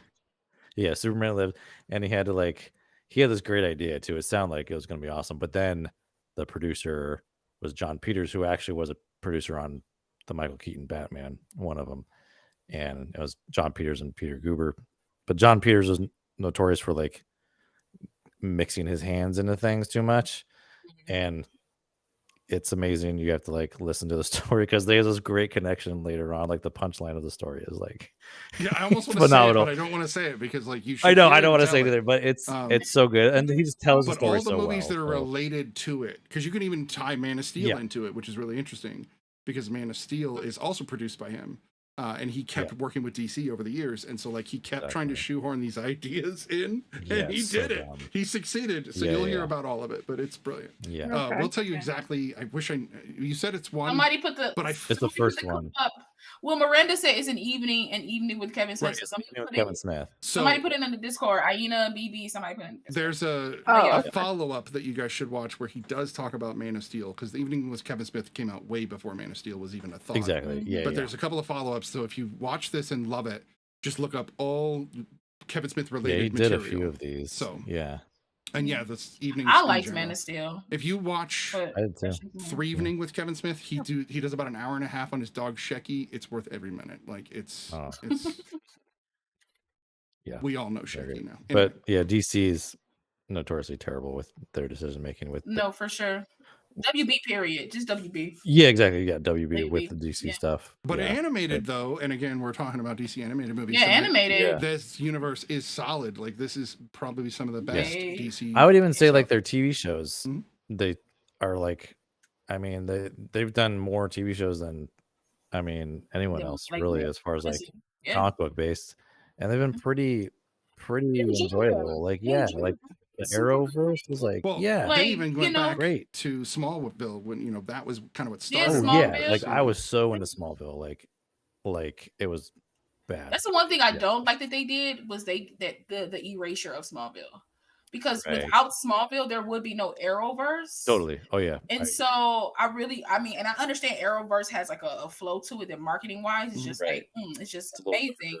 It's just like but I feel like Smallville made that possible. Smallville made it possible for the CW to have all these DC related comic book things, and I feel like to kind of like edge him out because he's not a part of this new wave that really messed me up. So Crisis, and then Crisis, it ran for 10 years, but then Crisis changed that by like bringing him back. So that's DC kind of even in the comic books. That's what a lot of people they think that DC runs like Marvel, and DC has a bunch of Batman stories.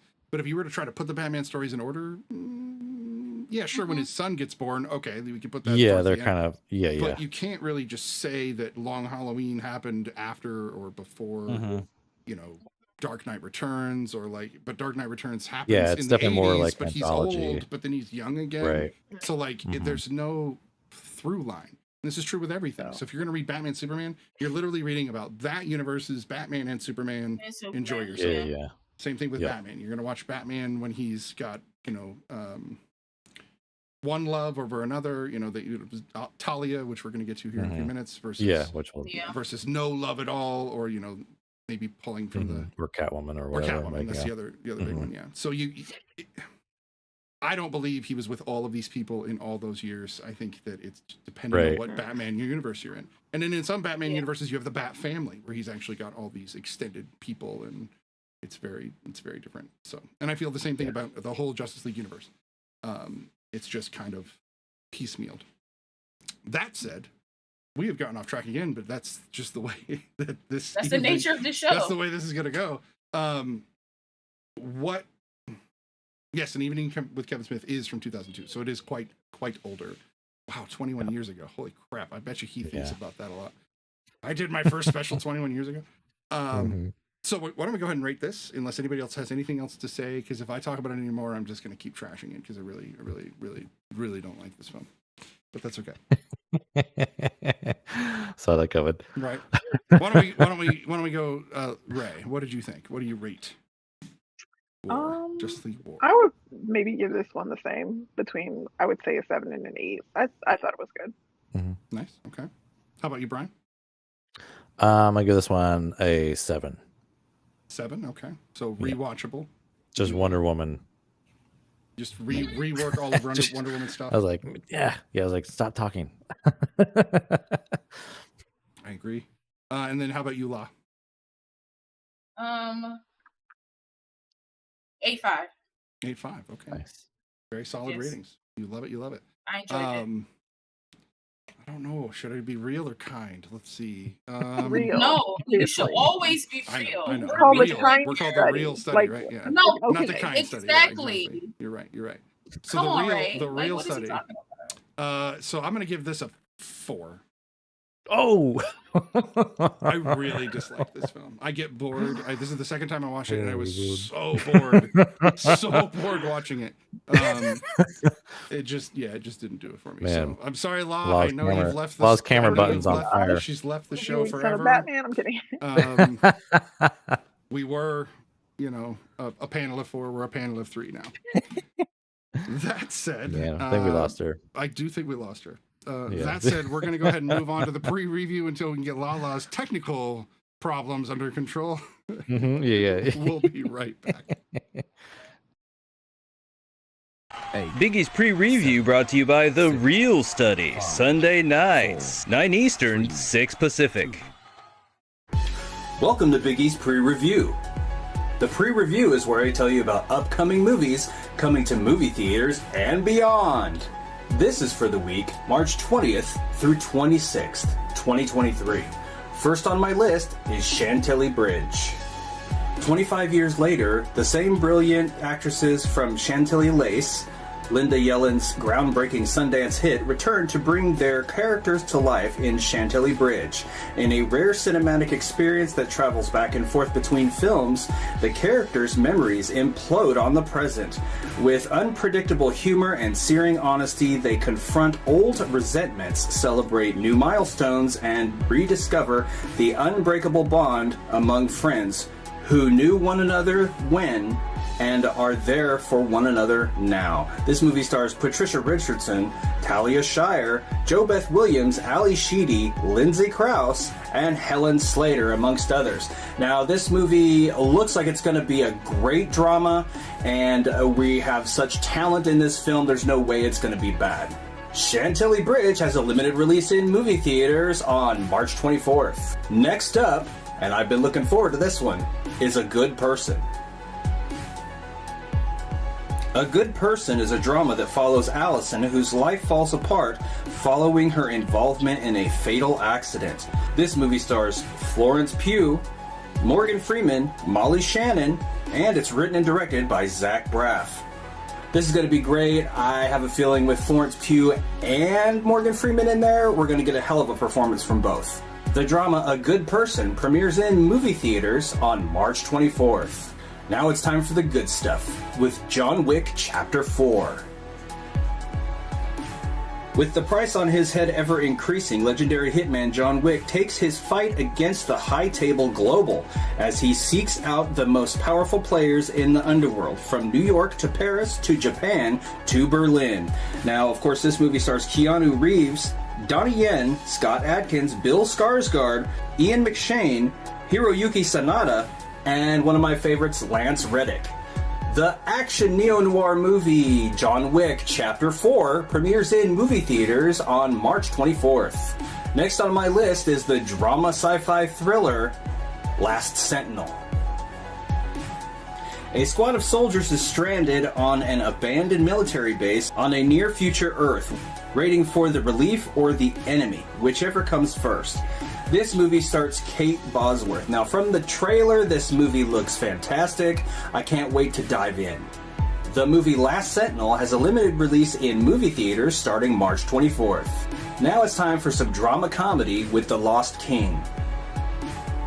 Guided by instinct and spectral visions, an ambitious writer and amateur historian defies the academic establishment to unearth Richard III's long-missing remains in a Leicester car park. This movie stars Sally Hawkins, Harry Lloyd, Steve Coogan, and Mark Addy. And because of this cast, this movie looks like it's obviously going to have some great comedic moments. The drama comedy The Lost King has a limited release in movie theaters starting March 24th. Now it's time for a good thriller with Stalker. An actress becomes trapped in an elevator with her stalker. This movie stars Sophie Skelton, Stuart Brennan, and Brett the Hitman Hart. Now, this movie is also written and directed by Stuart Brennan as well. The thriller Stalker has a limited release in movie theaters starting March 24th. And last but certainly not least is the mystery thriller The Tutor. This movie follows a tutor who, after being assigned an unexpected task at a mansion, finds himself struggling with the obsessions of his student. This movie stars Garrett Hedlund, Noah Schnapp, and Victoria Justice. This movie looks like it's going to be an excellent thriller. I can't wait to see Noah Schnapp in this. The mystery thriller The Tutor has a limited release in movie theaters starting March 24th. Well, that looks like it's all for the pre-review this week, and I hope to see you out there. And we are back from the pre-review, and as always, Biggie, thank you so much. You are awesome, and we always look forward to all the movies that you are bringing or showing us that are coming out. You're not bringing them out. Thank you, Biggie. If you were bringing them out, we would hope you would be sponsoring us, of course, but that's not what's happening. No, for sure. That said, if Ray has a problem with her headset, we'll figure that out as we go, but bear with us. Technology across the country is still... Oh, wait. Am I clear? You sound Oh, yeah, there she is. Sounds You great. got it.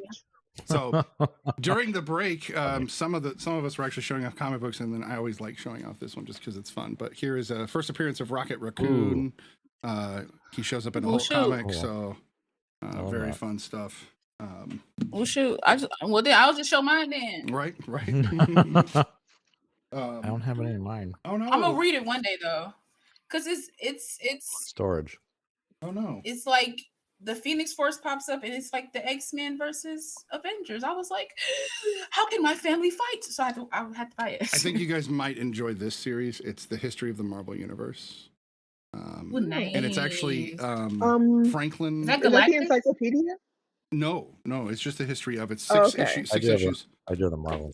I have a I'll show it to you one day. Ray. I'll take a picture of it. I have a booklet. I might show this to you before. I have a book. Somebody gave me a Marvel women's like dictionary type thing where it's like it's all like the women. I haven't read it. I think my cousin has that one. Yeah, it's pretty good. It gives you such insight on like all the different female characters of Marvel. So this one is actually a story told by Galactus to Franklin. Oh, so that was Galactus on the cover. Right. Cool. So it's Galactus telling the story of the Marvel Universe to Franklin Richards, so Reed Richards' son. Oh, Reed Richards. And they're both sitting at the end of the universe while everything is basically dead, and the two of them are like, so, what was this like? Oh my God. And they're talking about it and telling the story. So you see how Franklin got so like powerful. Franklin is just, a like, ridiculous level. What? You got I know, two but I'm just... radioactive, cosmically rayed parents who ultimately have a baby.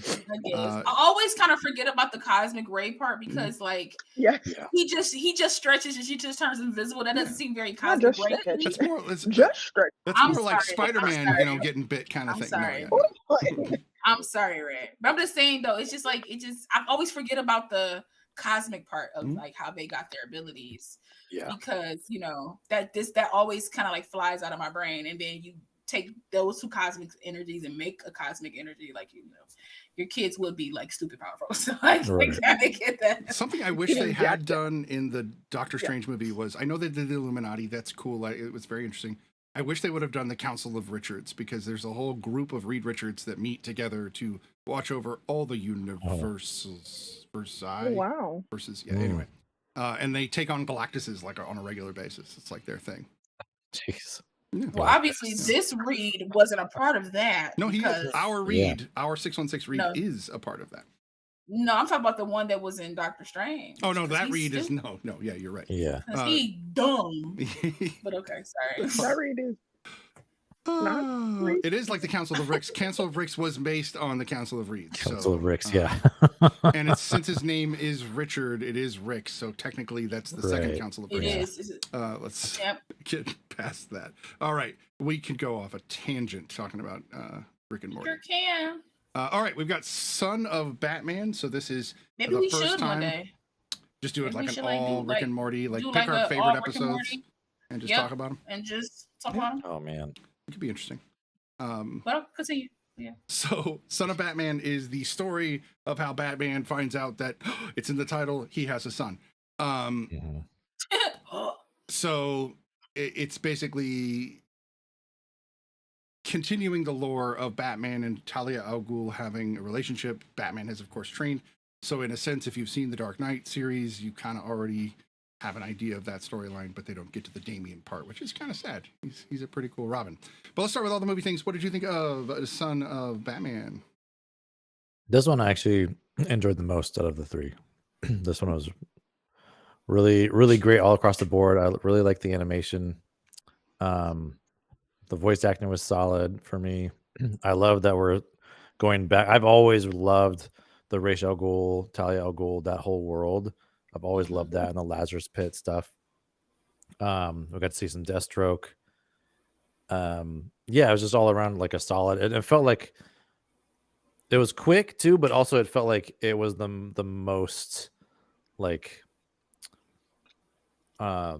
cohesive one out of all of them for me anyway. So it like just felt like I love the way it opened, you know, before we got like the title even, you know, we got this little short introduction.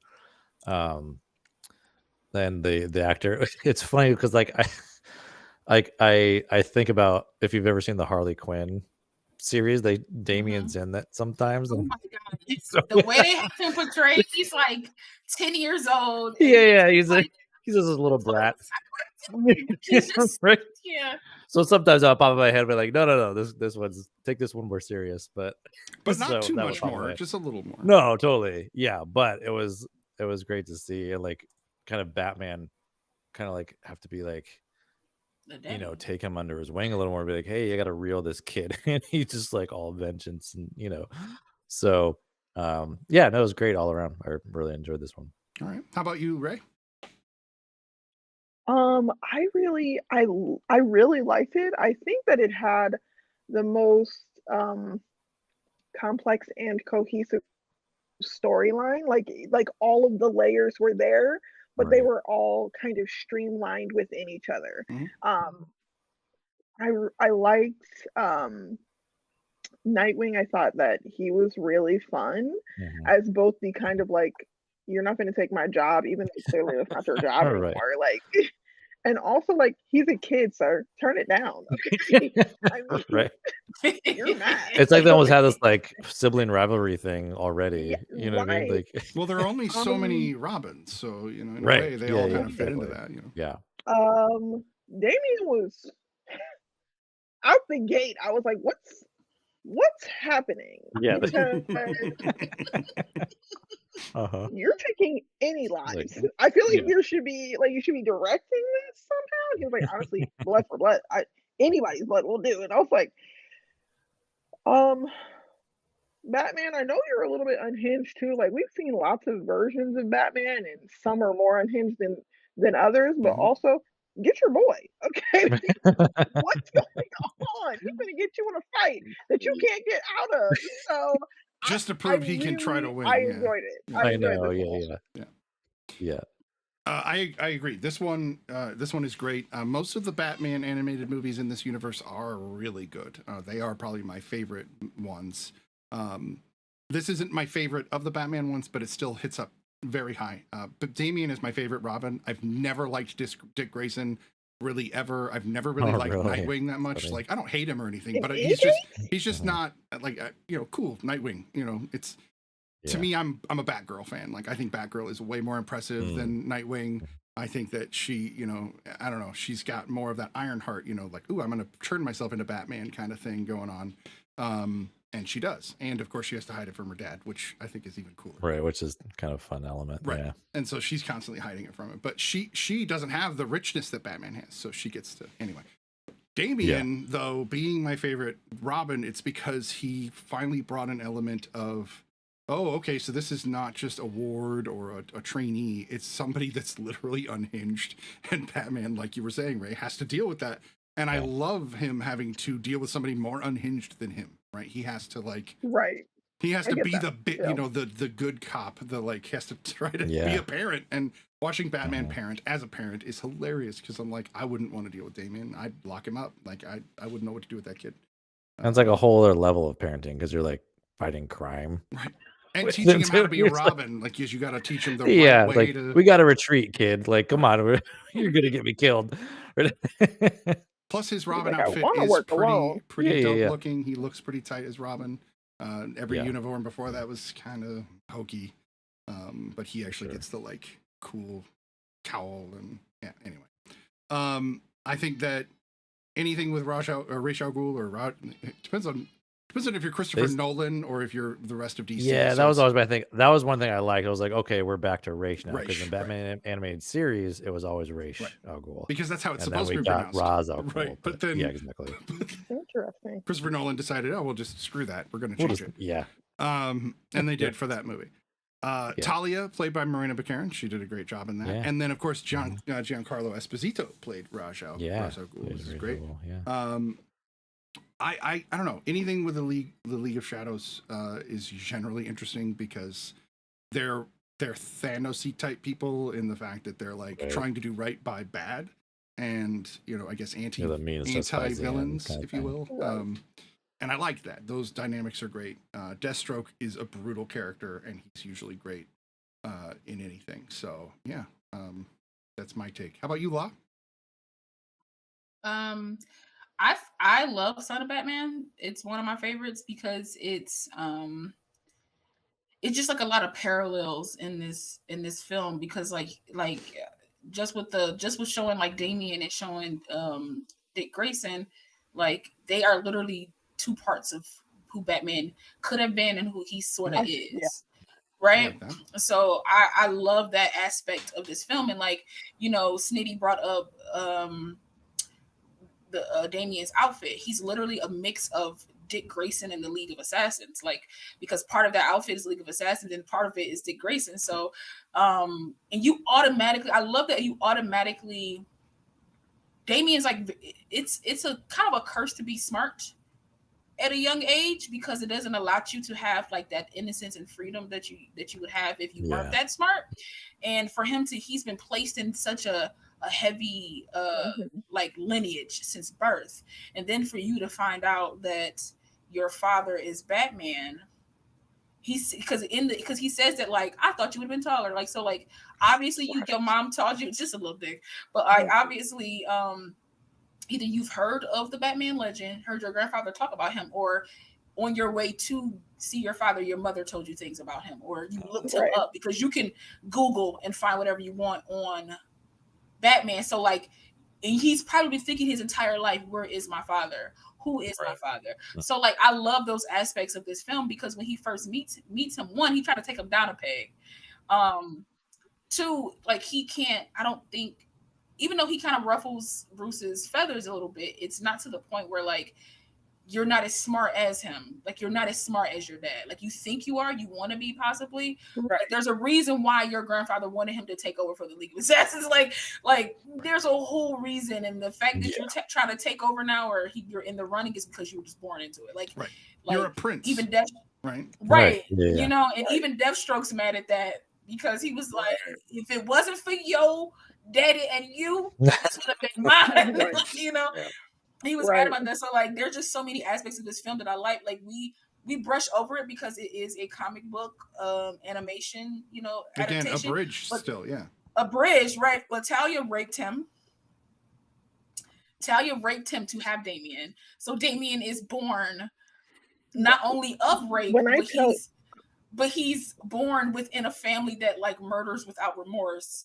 The dynamics of his being, of his existence is a lot for like, what, he's like 13. I'll say 13 at the max, I guess. No, 12, I think 13, he's like 10. I think he's like 10. You think he's like 10? Yep. Okay, so if he's 10, it makes it worse. So he's 10 in the comic around this time. So like, yeah. So like, okay, so he's 10. So like that just lends a little bit more to the drama, to like mentally what's going on with him. And not only that too, you watch your grandfather get burnt to a crisp, you watch him die in front of you, like you watch your mom get shot. Like, it's a lot of these things. And then for you to see Dick Grayson and see that essentially this was your father's son, because he was antagonistic to Dick the moment that he met him. Like, the moment he found out who he was just like, just remember who the blood son is. It don't matter. That's still that's my why daddy, I picked bro. that scene because that's it's such an important scene. It's such a good scene. And it's like, and even Dick is like very similar to Bruce or Batman, or both, however you want to like, put it together. They both lost their parents. They both, absolutely. Not even like story wise, just like mentally, he's just learned to see the trauma that Bruce has and not try to repeat it. So like, he can look at Damian and be like, you want this world, you want what I had. You wish you could have grew up with him. You wish he could have trained you. Yeah. So like, you know, Dick does have like, I agree with Ray, like he a child, bro. Like relax. I know he got a mouth on him, but like, But you're I know supposed to he be got the a mouth. grown up here, right? But you're supposed to be the Yeah. grown up, so like calm down a little bit. But I get it too, because like you got this kid coming in thinking he can erase pretty much like your childhood, like your upbringing to like suffice his own. So like, I don't know, this movie for me just had layers. It's funny. The whole callback to him being like, I'll drive.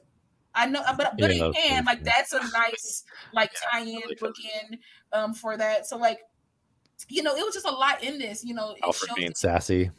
is the great. Alfred was Listen, man. I love me some I Alfred. love some I love sass me some Alfred. Alfred Pennyworth. Like Yeah. Yeah. he's like, you're not my father. He was like, and for that, you should be thankful. It's like, Period. me personally, I don't know if I want Alfred as my daddy. If you know his background, I don't. Right. Yeah. Yeah. But again, But- which Alfred are we talking about? Mm-hmm. No facts. No facts. Right. This one, got a shotgun and stuff like that. This Alfred is that Alfred is what I'm saying. He's the This alpha the- Alfred. Right. I know. Yeah. right? He's got. No, this He's the is one with the. one. He's the You know, owl. this is Yeah. the one. Fred. Oh, Miranda, I definitely recommend this to you. It's amazing.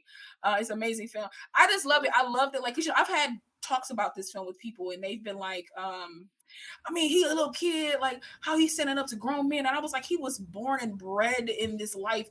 All he has done is fight All he grown men. He knows how to That's kill all people. he's fought was Right. grown men. Right. And then if you really pay attention to like the stylistic, like how they fight, how he moves, most of the time he uses your momentum against you Right. because he's quick Yeah. and he's fast and he's Well, small. I think And I'm like, it's adults not are going to believable. underestimate him too Right. because he's a kid. Yeah. So immediately. He's I like- savage too. I like that He's so Nightwing savage. didn't underestimate him, but almost did. Like he wins, right? Yeah.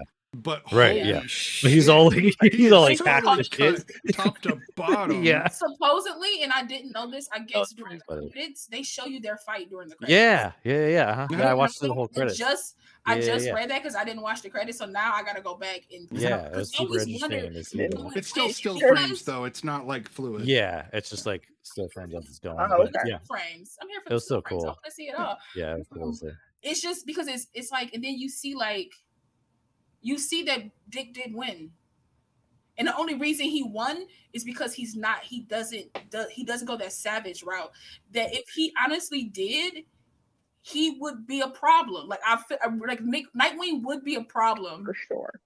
if he gave in to like his inner vengeance, his Well, inner, because that's all Bruce collects. Thomas Wayne is vengeful what kids. both Bruce or Nightwing would be if they went off the deep end. Yeah, Thomas is a know? 45-year-old Yeah. Damian Wayne, like in a lot of ways. I think that's what Yeah. makes it kind of special that they aren't, is because the skill level is always more dangerous in the hands of someone who has no restraint. Yeah. So the fact that they're both so skilled yeah, but choose to kind of fight for the Right. good side And harness is it. why they're And not harness both it more in a lethal. way. yeah, Yeah, like harness it in a way that they can like, I'm only going to go this far because if I go a little too far, Right. I'm not me anymore and I'm not on the side of justice anymore. And then that's something that Exactly. they both throughout this series for me instill in Damien. And I'm gonna request more because I'm gonna request the next 3 so we can go, maybe like a couple of weeks later, maybe like a month later, next month or No, something. we can like do that. them I'm soon. I would saying- love to pick 3 of the universe movies to watch because I think that would be fun, just to see which ones you pick, which ones we each pick. Because there's so many of them. There's 40, right. 40 Yeah, of them. There's a lot of Yeah. them. Well, I'm solely sticking. I'm sticking with this timeline, Okay. with this in this sequence of films. Like I'm just sticking in this because they have in the whole DC AMU like they have like it's like 45 of them, Right. and it's like this, and it's like Elseworlds, it's Tomorrowland, Oh, yeah, and there's all a that. bunch Stuff. of, like, It's a whole Well, there's yeah. bunch Batman of and them. Robin, which technically takes place after this. Yeah, But then but there's it's a part. then But there's that's a part of Justice the. League. To me, that's a part of the Apocalypse, I think, is another one. Justice League Dark, Justice League Apocalypse. Like to Yeah, and me, you have like the Killing Joke. the is Killing one Joke. in I think there. Under the Red Hood is a part of this too. Like it's a few of them that's under this moniker that I'm gonna put the list on Discord on the because I want us to go through all of these in the order that they were released because I just think they're good. And you see the trajectory of a lot of these characters, especially Damien might have the best character arc along these series of. So I guess the three I would pick would be kind of aside then. So I'll tell you, I would pick Batman, Superman. I'm sorry, Superman, Batman, Public Enemies, which was an early one. Yeah. Superman, Batman, Apocalypse, which is the sequel. Yeah. And those actually literally tie together. And then if I was just going to do a third, I would probably just do Justice League Doom because it's one of my favorites. And I absolutely love Superman in that one. He is a badass in that movie. And it's a great fun play on the Justice League. So it's interesting. Yeah. Yeah, those are just the three I would pick if you guys hadn't seen them. Just to that's another like thing too. Is like I haven't seen the Superman, Batman, Public Enemies. I haven't seen any of these really, but I did buy that comic book run though, and love that. And I love that art style too. I'm like, did they translate that art style they did, over actually. to? So did they? Okay, in Apocalypse, Supergirl has that very similar look that she has in in that look, and that is the second set of 6 from the. They took the first 6 and made Public Enemies the movie, and then Apocalypse is the second 6. Was it McGinnis? Is that his name? I believe I think that sounds right. So, that did. But great stuff, and those are just what I would pick. But I understand there's so many. There's some of the. Oh yeah, there's so many, but those are good. But those are good too, though. Like, but I think the Suicide Squad held to this part of this lineup as well. Oh, nice. Constantine is a part of this lineup. Like, it's a lot. It's a part of this lineup. Well, they get into the Dark Justice League, which is a whole. The Dark Justice. So that's why that's why I kind of wanted to go through these because they just all like they for me they tie in and they link up, and it's just you see character arcs, and then you see some characters that people don't really pay attention to, like in the DC world, because they always stick with the Trinity or whatever in like the Justice League, and they never branch out into like more of like their catalog. I'd like to see more Martian Manhunter. Oh my god, yeah! Like, I would love to see a series about him. Yeah, or a trilogy. That would be great. He's one of my favorite characters. But I thought Son of Batman was amazing, and Deathstroke is top tier to me. So I love that this was kind of like his origin story, because you see how he loses his eye, like Damien makes him. Yeah. And to me, that little kid is savage because not only did he get stabbed through both arms, but he pulled. Oh my god, I know! Like out. That's one of my favorite scenes. That's one of my favorite scenes. What would a 25-year-old Damien look like if Batman never stepped in? Oh man. Honestly, I think he would be Deathstroke. That's a good point. But worse. I think he would be Deathstroke, but worse. I mean, he'd probably be taking over for the League of Assassins. Easy, But yeah, he might be like leaning towards some Deathstroke stuff. But wouldn't it be interesting at 25 for him then to find out his dad was Batman? I think he would try to like kill his daddy. Yeah, I think he would be like, screw that guy, I'm gonna go kill him. Yeah. But there is a version where they do fight. Yeah. Where Damien gets kind of swayed and he starts to turn his back on Batman. This is what I was talking about. So I was buying the comics during this whole Damien thing. So there's Batman Incorporated and there's Batman, and they were running at the same time, both with Damien, but doing different things. And they were kind of like, one was him being kind of corrupt, and one was him kind of like, I should come to the good side. And it's interesting to like see which way they take it. But then they had Batman and Robin in the comic, which was him learning very well from Batman how not to be a total turd. But he was still killing people because he just gets an itch. Like, I swear that kid has an itch to kill people. So it's easier that way. Remember, he said it. It's easier that way. That's right. So, I mean, that kid, if you would put him in therapy, I think he'd go through like 5 therapists before one wasn't killed for saying something to him. Before you could start to actually get work done with him. I feel bad for Damien because it's just like he's just. Oh yeah, he's never experienced anything outside of that compound.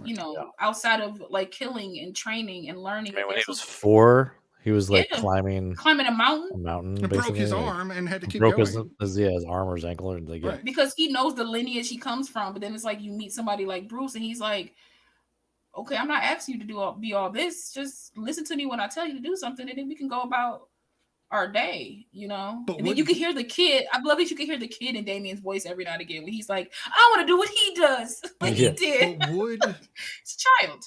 Would you ever be able to find something joyful in pretending ever again? if you've already done it?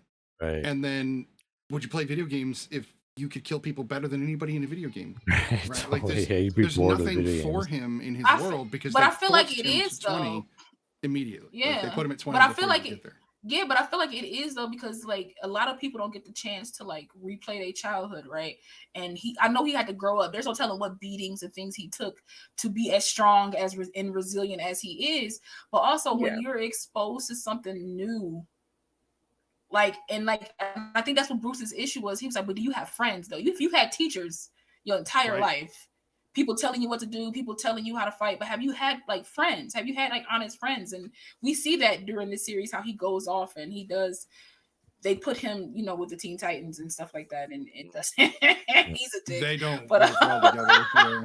but then he finds his way is because he doesn't think anybody's on his level, and there's some people out here that's more powerful than you, and you need to take it down a notch, and he has to learn how to work. And like I said, I feel like Damian has the best character arc throughout the series because you see him grow as a character, which a lot of animations you don't get to see that. The Simpsons been the same age. Yeah, where is Bart's story? Okay, I don't understand.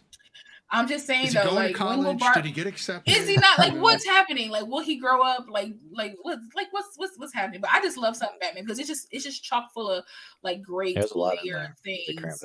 I just wish that they would zip up Talia's outfit. Other than that, I was like, oh wow, Talia. Okay. Other than that, because I mean, the way it looks like though, you're the only I would still feel this way, but you're the only female on the team. You're the only one with this outfit. Because if there were other women, then maybe they all dress like that. Maybe they all got their boob, their cleavage showing. I can't be mad if it's a uniform thing, like a Black Widow type. But joint. still, what's the purpose? What tactical purpose does having your boobs out do? Like, purpose. Like I said, it's a slight. I would have been like, fine. I mean, I guess it is she's the only female. If you're fighting primarily male assailants, right? There's a distraction factor. Yeah. But boo, if you just use kill it, him. but it just you don't need to distract. Pointless. Just kill him. But the fact that Deathstroke stuck up on her that quick, he was right. Ray should have been mad. He would have been so disappointed. Like, you let me sneak up on you and just hit you from behind, girl. Your daddy the demon's head. What's going on? I'm just like, okay, girl. So, any other thoughts about Son of the Batman?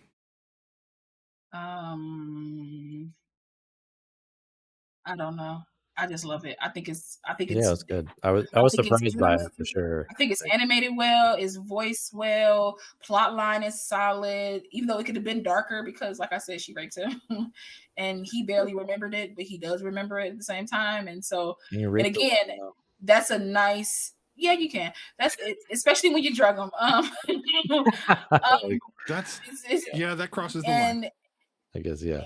And and especially since and I don't know if it was all a power play, he's one of his DNA. Like, I mean, I think he would have did it just Well, they were dating for a while, so it's not like they wouldn't have had sex. Right? Like she didn't have to do that. It just wasn't working as fast. Does Batman have a bat condom? She had to move the timeline up. Yeah. I'm just. What, it has wings on it? Like, how would that look? I'm just wondering if it's got like an actual. You don't need my rating, do you? I'm just kidding around. I would think his utility belt has everything he would need for contraception. I hate you never know. Where did this just go? we can move past this. It's a bad time. But he's Batman. He's Batman. He's prepared for everything, right? He has a card and everything. That's kind of where I was going. This was the George Clooney dude who clicked his heels together. He had ice skates. Right. Next to his ninja stars. What are we talking about? Exactly. No, that's the problem. No, you're right. You aren't wrong. What just happened? Batman is prepared for everything. It doesn't matter. We talk about everything on this show, so yeah, we do. We don't shy away. We kind of do, yeah. It's true. We have to. And now that we're not on Twitch, we're not held to some standard that we were having before. Although nobody's dropped an F-bomb. Anyway. Oh yeah, damn. My mom's here. I'm trying to be respectful. That's fair. That said, bat pads definitely have wings. All right. I mean, that's more so for Batgirl and Batwoman, Well, what about elderly Batman? He wouldn't wear pads. He would wear a bat diaper. Bat depends. Yeah. A bat diaper, right? I mean, what he needs because by then isn't he weird? Like he's wearing like that armored suit kind of thing that helps them. So True. we probably have something built in. A See, it might have like a catheter, filtration, no, Yeah. filtration system. Filtration you know, thing. Yeah, you just exactly. pee Like and it Iron just Man. goes Yeah. and- Yeah. This is how you go in the suit. All right. Yeah, totally. And it's like he pees and it goes throughout his suit and it changes into water and Iron then Man he uses 2. as a cool Iron down. Man To cool it, pees- yeah. Iron There Man you pees go. in his suit in Iron Man 2. Genius. I think we've driven Ray. Brazil tank. She's like, you know what? It's We late. made her sick. We made her literally sick off this I know. conversation. No. She's sick and everything. Totally got more sick over the course of the show. Yeah. Right. We didn't mean to do that. We apologize. Anyway. Let's rate this film. Okay. And then we'll call it an evening. Let's see. I started with Brian. Go ahead, Brian. I'm gonna give this one a 9. 9. That's All great. right. Solid. Yeah. How about you, Ray? I would give it an 8. All right. Law? I'll give it a 10. Oh, damn. A 10. That's a big deal. Yeah. If you don't know, that's a big. Yeah. That's like the 4th 10 in 2 I years. know. There's like 2 more movies I might give a 10 in this series, but other than that, yeah. I like it. I'll give Wow. this a 10. It's just it hit on all beats for me. It's hit Yeah. on all beats. It's an 8 for me. So yeah, solid. Good showing. Fun, and again, love Damien. I really wish we could have heard Dick say "Go fuck yourself," though. I really wish we could have heard that line. That was pretty finish. funny. Yeah. He's like, I mean, if this is the HBO Max Dick Grayson, he would have said it. So, he would have said it with the quickness, man. So next time on the Real Study, we're going to talk about Batman's utility belt and all the inappropriate things that are in it. all the possibilities. Ray is like, I won't be a part of that one, but you guys have a great show today. But on that note, next week we will, of course, be doing, I'll move us over to the post-war again, we will be doing Minari, Tom Popo, as well as Burning, and you can definitely yes. check out those. More A24 from the Real Study. We have this kind of affinity for doing A24 films, but you know, they are popular, probably for a reason. I would assume that means we'll eventually do The Whale. We've already done Everything Everywhere All at Once, so there's no reason to revisit that. I would love to do The Whale. Right, so we can do we've done a Brendan Fraser night, so maybe it would just be another A24 night or something. I don't know, or like transformative acting, something. People like really transform themselves that evening or something. I don't know. We'll figure it out.